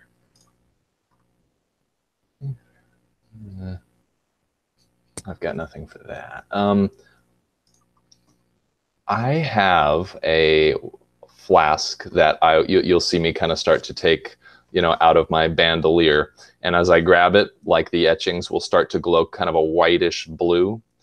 And what I'd like to do is kind of throw it at the ground where these things are kind of clustering, and obviously they're starting to snake around and like hold on to us, but wherever they are. And because what I have is one of the items I was able to pick with character creation was a last ditch ice burst, which is stun and painful. And so I'm imagining trying to stop these things with that so that we can have some room to maneuver and figure out another plan.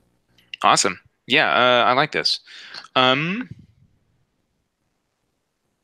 no, I mean that it is a last ditch thing, and it's part of your equipment, so I'm okay with just saying that happens. So what Okay. what does that actually look like? Yeah, so I think, and depends on whether I can take a little license with how these things operate. So I'm imagining, like, you tell me if this works or not. Is that I imagine, throwing this, it bursts, and like what you see is like frost forming on the ground, like around these things, and it might snuff out the flame in the sensors. Sure. And then those particular ones stop moving and able to get out of them. Great. Cool. Sounds good to me. All right. So it sounds like you have you have a reprieve. What are you all going to do with it?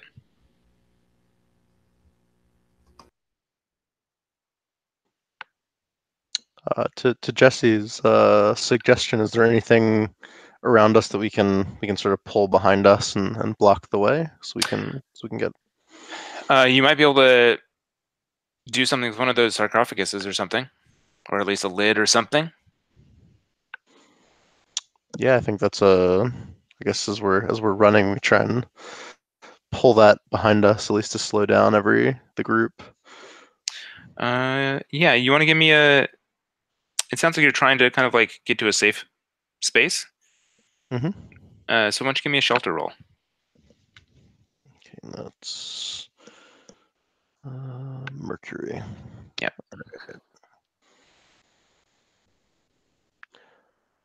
11. All right.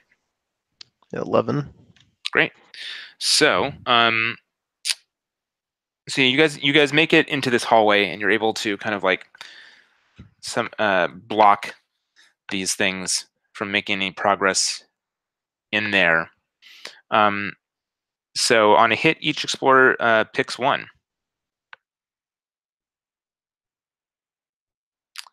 Tend to another explorer. They may heal 2 harm or remove their lightest wound. Encourage another explorer. They get fleeting advantage. Use your bloodline's shelter move or gain aid from a contact. And then after that, we will check over your covenants to see if there's anything to be strengthened or betrayed. I guess, do we all have 1 harm? I took a wound instead of the harm. But yes, I mean, yeah, I think we all took that. Or got. Yes. We all took 1 harm at least, or a wound. So stepping down your worst wound, if you have a minor wound, would remove it completely? Correct. So are you going to tend to Ume? Yeah, I think I'll remove the wound. Okay. So I guess we see you kind of like bandaging Ume up. Okay. Ume, what do you do? I'm taking a quick gander at my shelter move. I'm trying to find. Okay.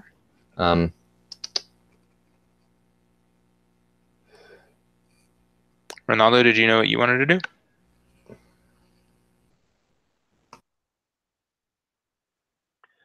Yeah, I would also probably tend someone's wound if they needed it. Okay. So you could tend to Mina. Mina? You have a wound, or you have I have a harm. you have I a harm. believe.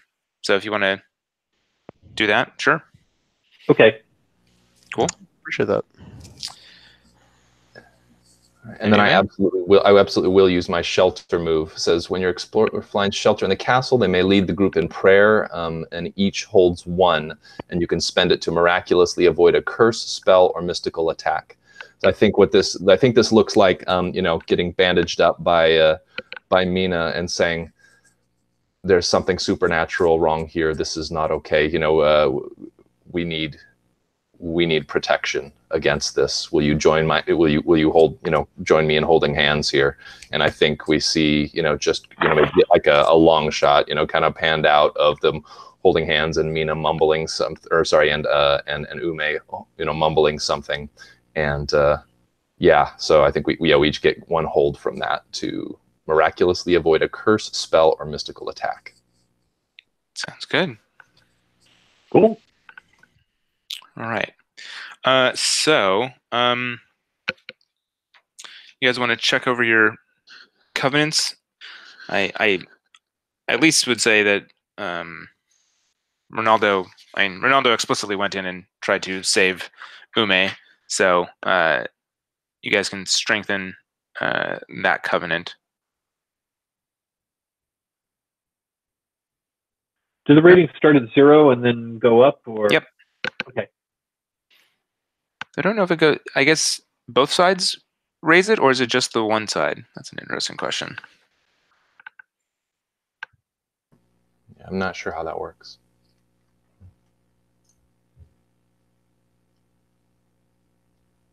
Mm-hmm. Do we always have the same rating for the covenant, or is it different? Like I can have 1 rating for our covenant, and Ronaldo could have another rating for our covenant. I don't know how that works. Yeah, it's an interesting question. Let's see. Yeah, on the list it's strengthen or betray the covenants. The terminology. I'm not seeing Yeah, it says when one of you protects the other, or when one of you does X, Y, or Z. Strengthen the covenant or betray the covenant.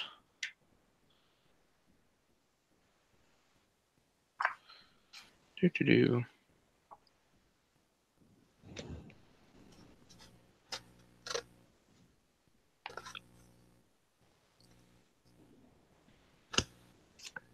Well, we can. What do you guys think? Do you guys want to raise it at the same time, or?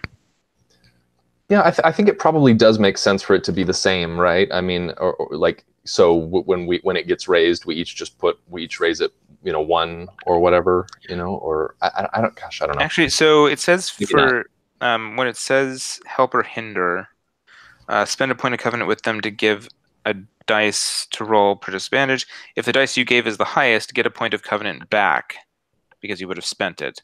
If it's the lowest, GM will say what misfortune. Oh, I guess that you could both get 1. Yeah, when we just both say you get 1. Okay. See what happens. Whatever works. Yeah. Yeah. Alrighty. Let's see.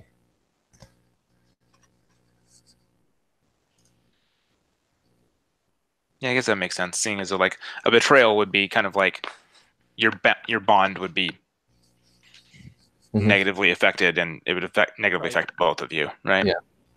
Ooh, question then also, because I have another covenant with Ronaldo, the one that says that they're teaching me to fight, says when the trainee gets the killing blow, that I'd strengthen that covenant. Does it make sense? I mean, I kind of waded into combat and took at least some of them out to start with, or is that? Yeah. I don't know if that fits this or not. Sure. Okay. Cool. All right. Do we want to take maybe like a 5-minute bio break? Sound good? Sure. All right. So why don't we say 20 after? Okay. All right. See you guys in a few.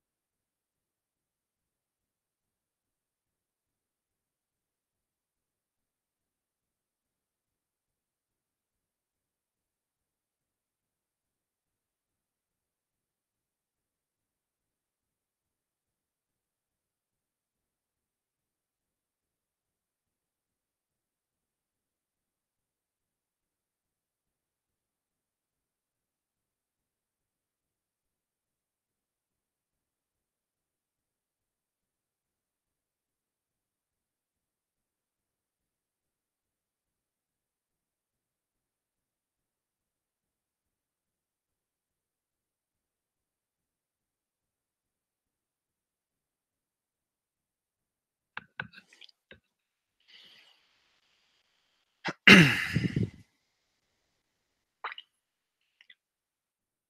right. So you are currently recuperating in this this darkened hallway. Are you going to continue exploring?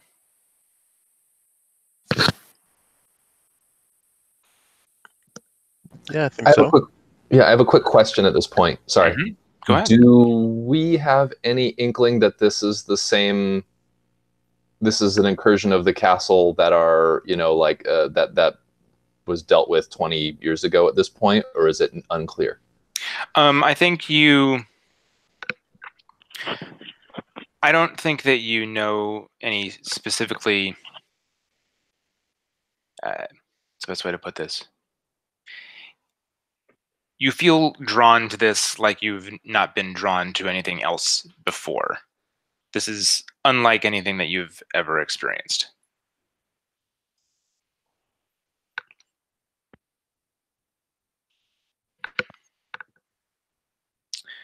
So, who of the other two is going to be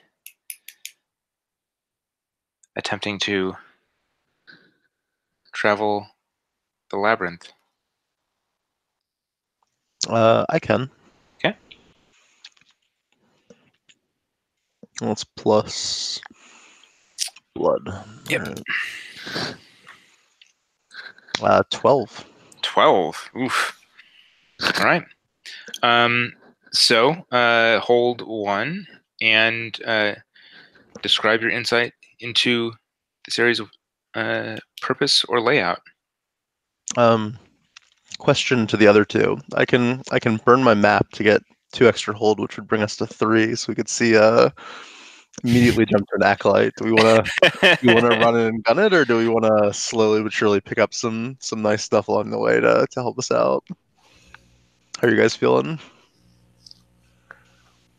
Ooh, yeah, I'd be. I was going to say I'd be inclined to hold off on using that, but I'm absolutely fine either way. yeah, I'm totally good with that. Whatever you want to do on it, since it was your role there, I'm totally cool either way.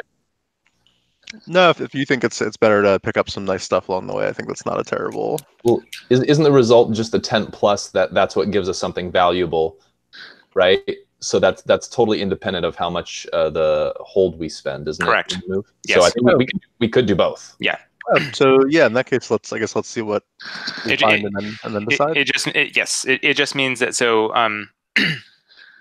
there was what is the move that you're using? Treble the labyrinth. Right, but you said you had something that you could one of my starting items is a one-time burn, an old map. I can sacrifice to get 2 travel to the get labyrinth. you travel hold. Gotcha. Yeah. It's one time and then I no longer have it. Gotcha. Yeah, so yeah, you can burn that. Yeah, you can burn that on the next thing if you want to, and we can just go straight on to the acolyte after this if you want. I guess let's see what we find first. Sure. If that's okay. Well, you tell me what tell me a little bit of what we see down further down the hallway and into your explorations. Either into like the purpose or the layout. I guess we probably try and avoid any more noises. We probably stick to side tunnels whenever there's a branching path. Listen and check and be very careful to avoid being found. And I suppose we sort of going through these back tunnels and where it gets dustier and no one's really been back this way for a long time. We find we come to an area that they had forgotten, perhaps. Okay. Yeah. So.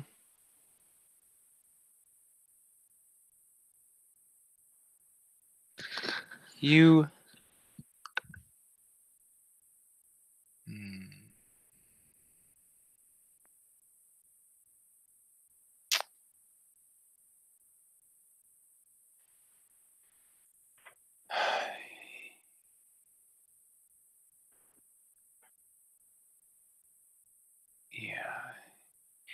you find yourselves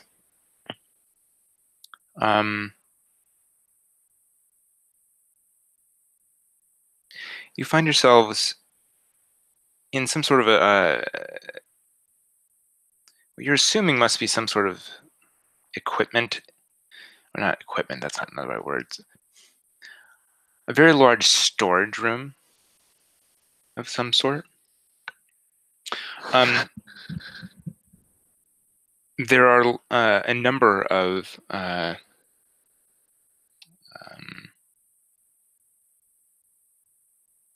boxes and whatnot. Most of them are open, and you can see that inside them are mostly what's the word for it? Sets of candles, like the on each end, and has like the little thing you have to cut in the middle to actually have the thing. Anyway, lots of those, of many varying sizes, but there is, unusually, you wouldn't really expect there to be anything like like an altar in a storage room, but there is a very there's a small altar at the end of this room, and upon this altar is a box. And the strange part of it is that this box seems to be chained to this altar.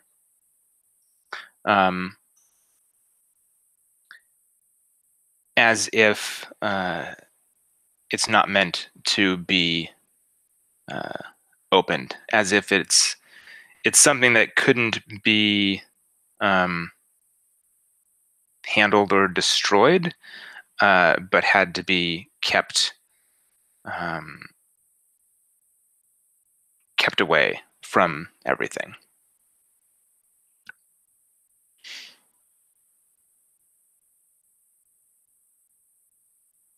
What would you like to do?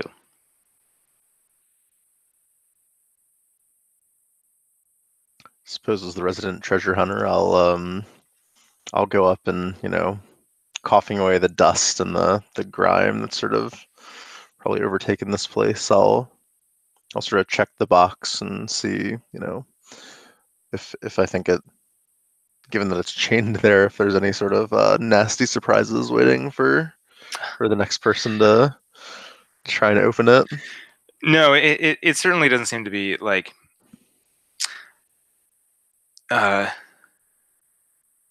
it's as if it's being, whatever's inside is being kept inside. There, whoever it was put this here so that it couldn't get out.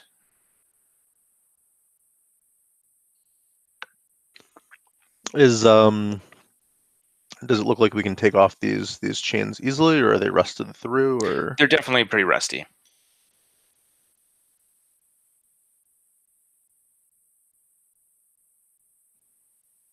Yeah, I suppose I don't have anything nice to break through it. Do one of you want to take a sword or a chain to it?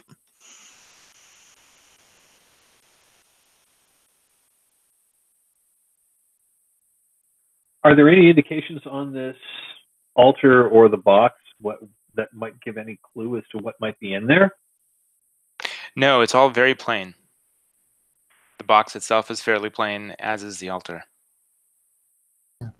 I think I would probably walk up with you all and be like, well, if they're the ones that changed this up, perhaps it's something that could benefit us as opposed to hurt them. I don't know, maybe.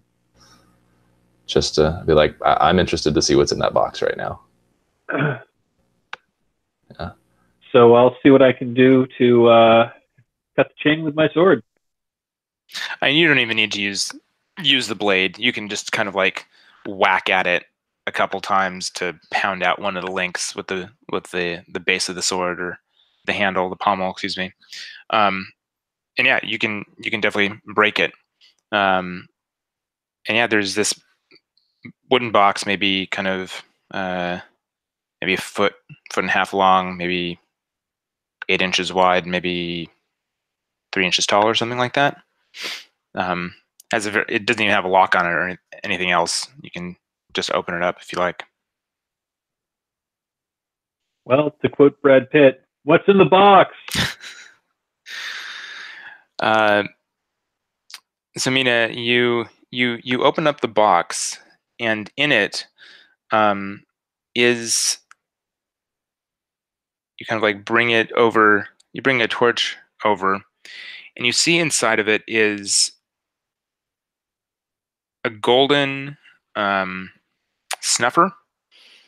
So a thing for putting out candles. It has a whole lot of etchings on it, but they're not anything that you recognize, nor anything that you recognize either, Ume. But you can definitely you can tell that there's something special about this thing. Yeah.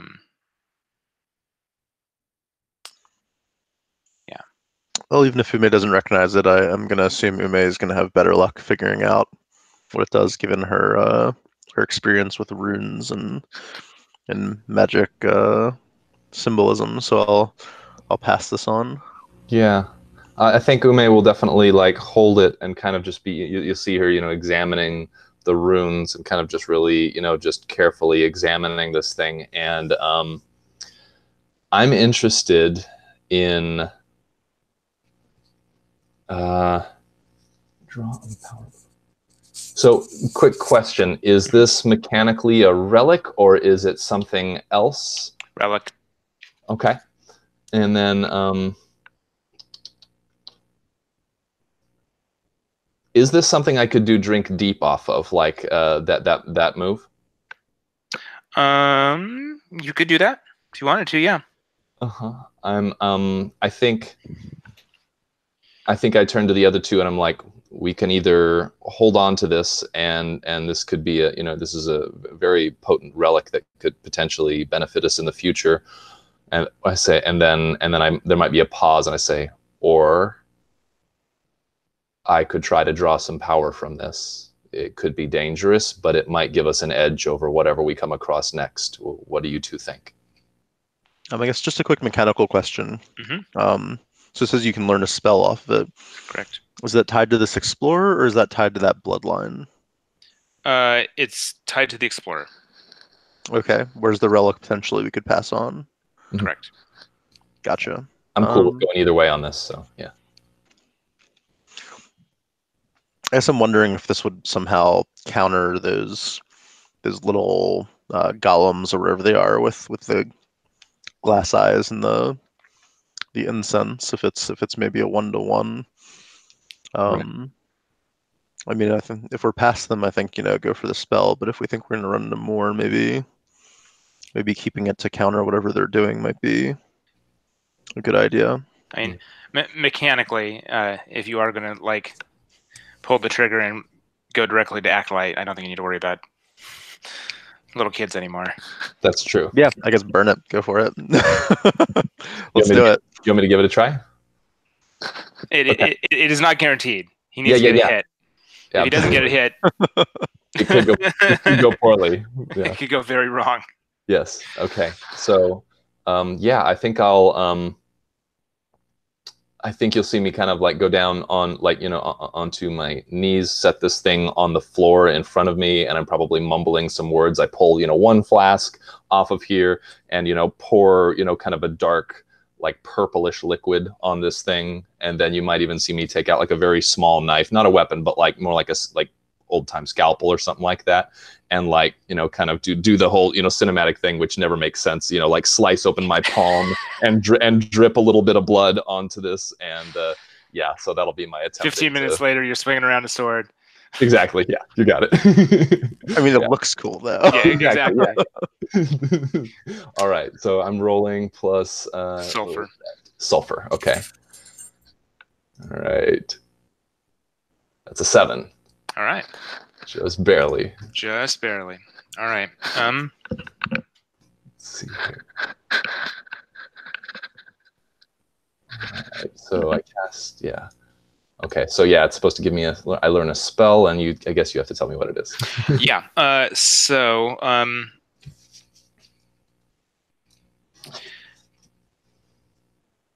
mean, it is exactly what you would kind of expect for this thing. It's basically snuff fire, basically. So Awesome. if there are flames nearby, you can snuff them out. Cool. Okay. Yeah, I think we might even get a moment of like, I performed this ritual, and maybe just for like narrative flair, like if we've got one of us has a torch or something like that, or are there light sources in the room? Nope. Okay, yeah. So if one of us has a torch, I can imagine just kind of like looking at it, and the camera might zoom in on the flame, and it just kind of like dies down for just a moment, and then comes back to normal, and you see a smile on Ume's face. I'm like, we don't have to worry about fire anymore. All right. So, are you guys gonna burn your 3 of your 4 hold and your I mean, now that item? we sacrificed the relic to learn a spell, we got it, right? All right. Goodbye map. Yeah. So, but this will mean that you'll still have 1 hold left, because you had 4, and this will take you back down to 1. Okay. Oh, sorry. Just gonna drink.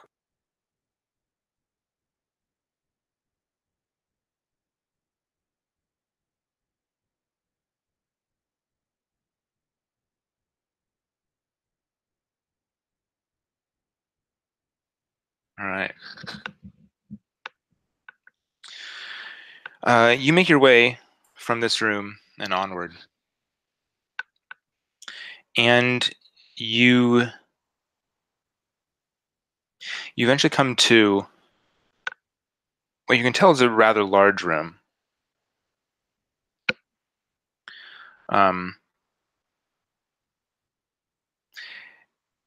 It's dark, and your torches don't throw that much light. In the middle of the room, and first off, I will say that Mina, you can smell incense. It's a different incense, but it's certainly incense coming from someplace in this room. From your vantage point, it would appear as though there is what must be some sort of you're guessing many armed and arrayed in a strange set of places, kind of candelabra thing in the middle of this room, with black candles that are lit, and as you quietly just kind of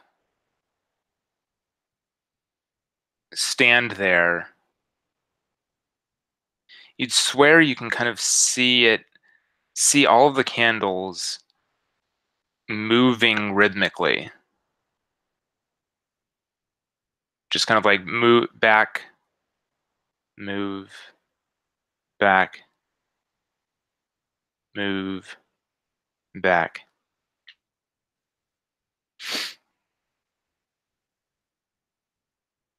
What do you do?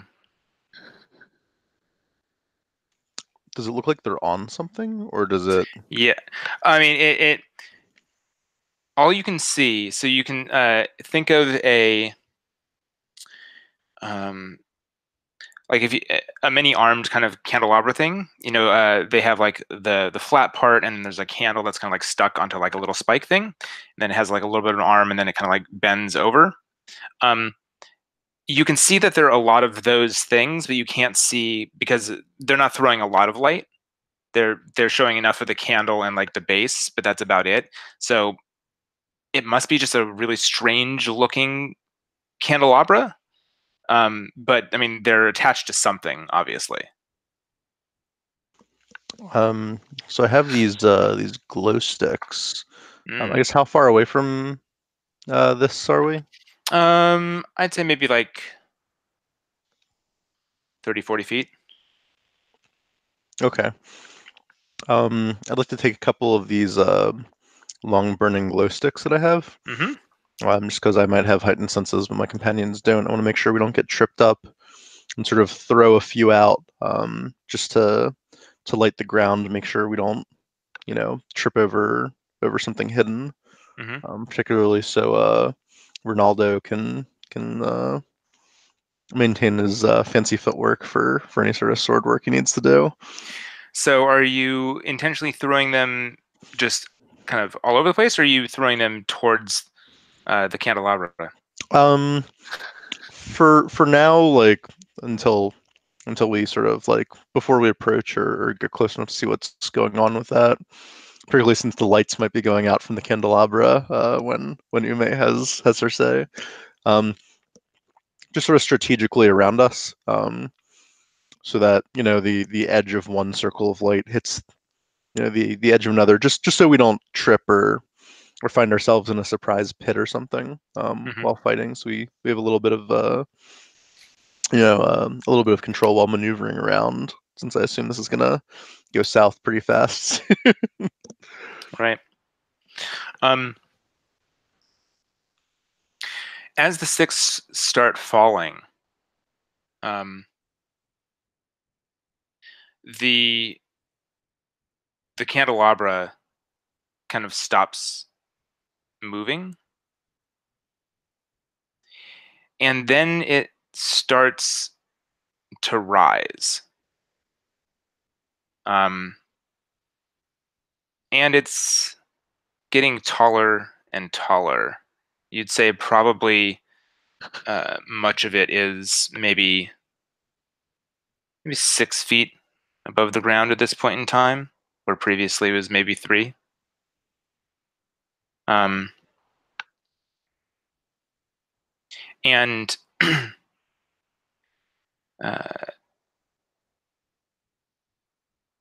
as this happens, Mina, kind of the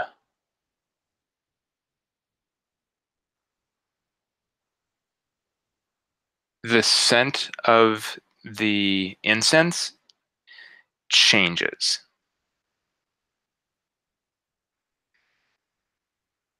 If you could give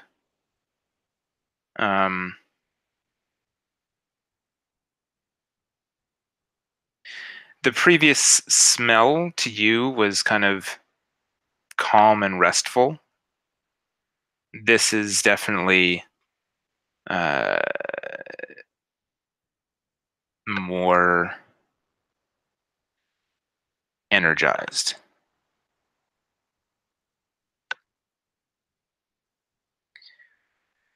As the candelabra rises,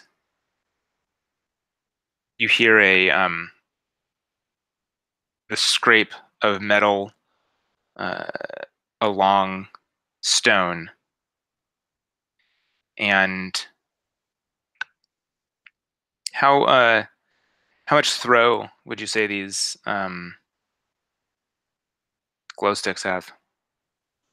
I'd say they somewhere between 5 and 10 feet Okay. of light. So I figured I'd throw like 5 or 6 of them just to give us a good coverage. I wasn't trying to see what it was so much as make sure we don't get thrown into a pit of fire again. So, the one that you threw that ended up rolling nearest to this thing, into the light of that comes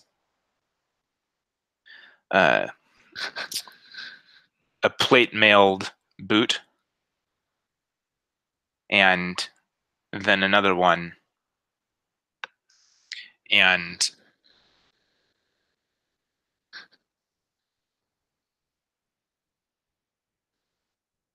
one of them then raises up and steps down hard on the stick, and it goes out.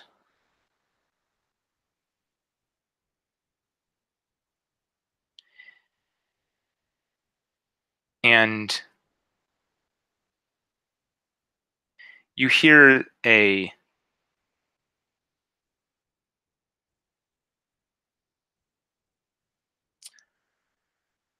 wheezing, coughing grunt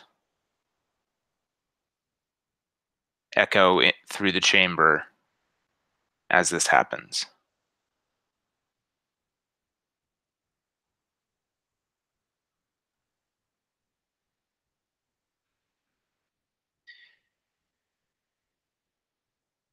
And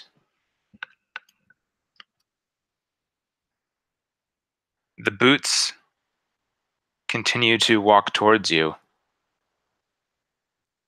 and the scraping continues. And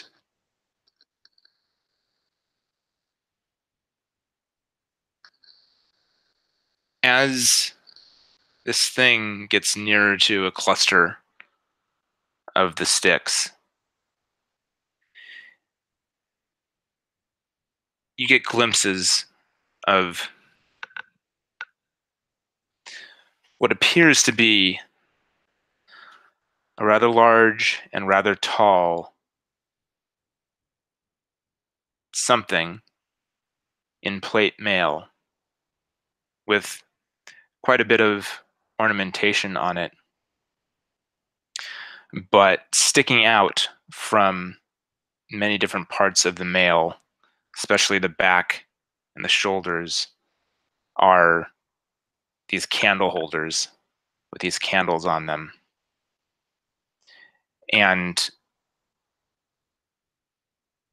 coming from the eyes, well, the eye holes, I guess, of the helm, slowly seeps out smoky incense. And that scraping sound you heard was an enormous sword, which in size definitely rivals the greatsword that Ronaldo has. But the part that's gets a little bit stranger is you'd swear that there are openings in the blade of the sword where incense is coming out as well.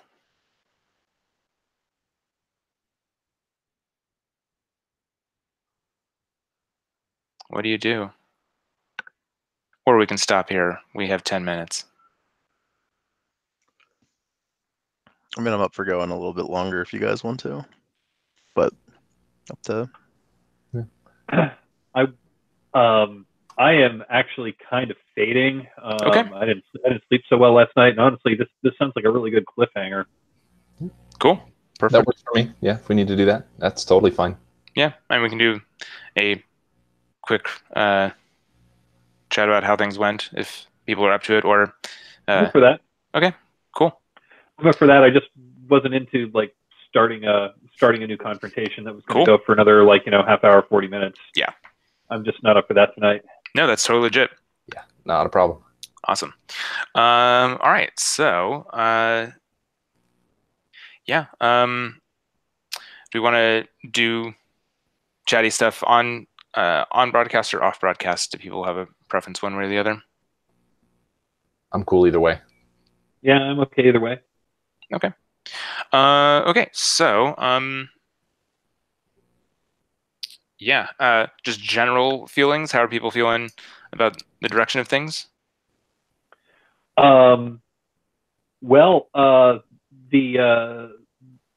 that first encounter with the creepy, the creepy choir boys and the weird animate censors, that was really creepy. I like that. It was really creepy, I'm glad. especially when we went down the hall and there were like just the censors. I'm just like imagining, like I was just imagining, like like snake, like these snake-like things slithering down. Excellent. Yeah, that was like really creepy. I loved it. Nice. Totally. Yeah.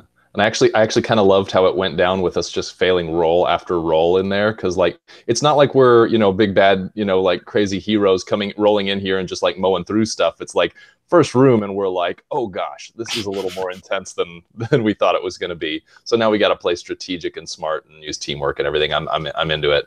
Plus It gives me more like ammo to like, justify my character, like doing stuff like learning a spell from this awful, castle and whatnot. It's like we just have to go all in, can't hold back. Mm-hmm. I dig it. Ben, did you have any thoughts on how things are going so far? This It was direction wise? good. I'll say I given how much time it took to get into it, we're probably not going to have. I was wondering if we would get enough time to do more than one more explorer, but it looks like we're not going to have too much time. But that being said, it's a lot of fun. Yeah, I reached out to Jay a little while ago, and she basically said that like in general it tends to be about one award a session, give or take. So like, us getting onto another generation is probably unlikely, unless if one of you guys dies or something like that, maybe something will have to happen. But that said, unlikely that we're going to get to another generation. Yeah, I wasn't sure on the pacing. It's good though. Particularly once we started getting into it, I thought it was working really well. Yeah. Yeah, I agree. I'm really enjoying this game. It's really a lot of fun. It's it's kind of a different take on fantasy PBTA that I've done in the past, and I really like it. So, what's one thing each of you really liked that happened in the session, either that someone else did or something that came up or whatever?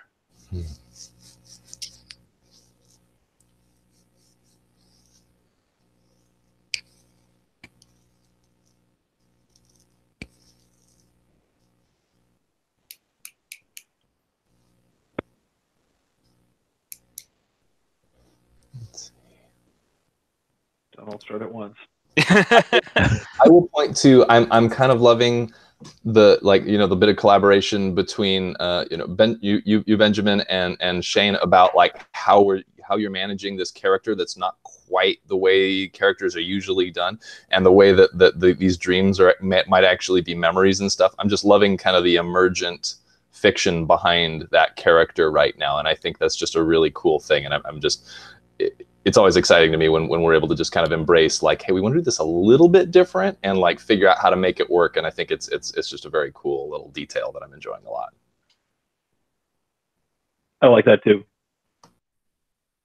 I said just like last time, I hate to say the same thing twice in a row, but I love the way with character creation we all seem to be very much feeding into one another. It's got a very, very nice rolling build up. It's good. Yeah. I know whenever I do world building or communal character generation, I always try to take I really do try to take that page from like improv comedy where like yes and I really try to embrace that, and I think we all are doing that, and I think the stories that we're coming up with are just really fun. Totes. Are there any particular things that you guys would like to see in the next session?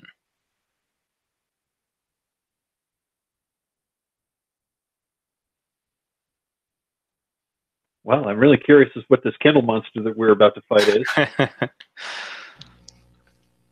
Yeah. As far as what I want to, like, what I'm interested in seeing, I'm really interested in seeing this, like,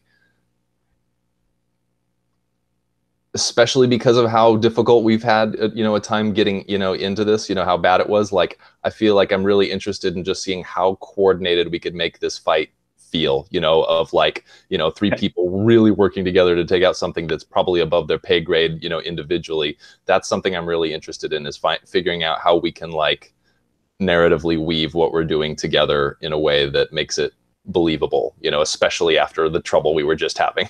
Mm-hmm. Yeah. Yeah, I'm with you there.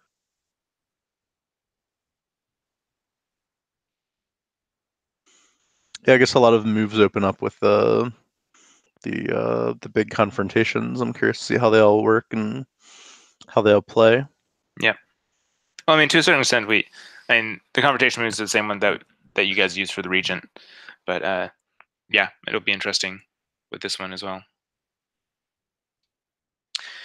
Was there anything you were looking for, Mike? Nothing particular. I'm just really excited into seeing where this story goes. Cool. I'm really digging it so far. Yeah, I definitely enjoying the pacing. I'm digging the characters as well. I like the kind of like hooks that you guys have with each other. Yeah, I'm definitely looking forward to seeing kind of what a little bit later what the more of your playbook specific moves, and also if you guys like kind of ramp into any of the bloodline moves or something like that. I think those would be cool to see as well. Okay. Cool. All right. Well, I guess I will see all y'all in a week. All right. Sounds great. Have a great week, guys. All right. Thanks for running the game. Week. Yep. Shane, Cheers. thank you so much for running this. Happy to do it. Having fun too. Fun. Cheers. Have a good one. Everybody. See you guys next week.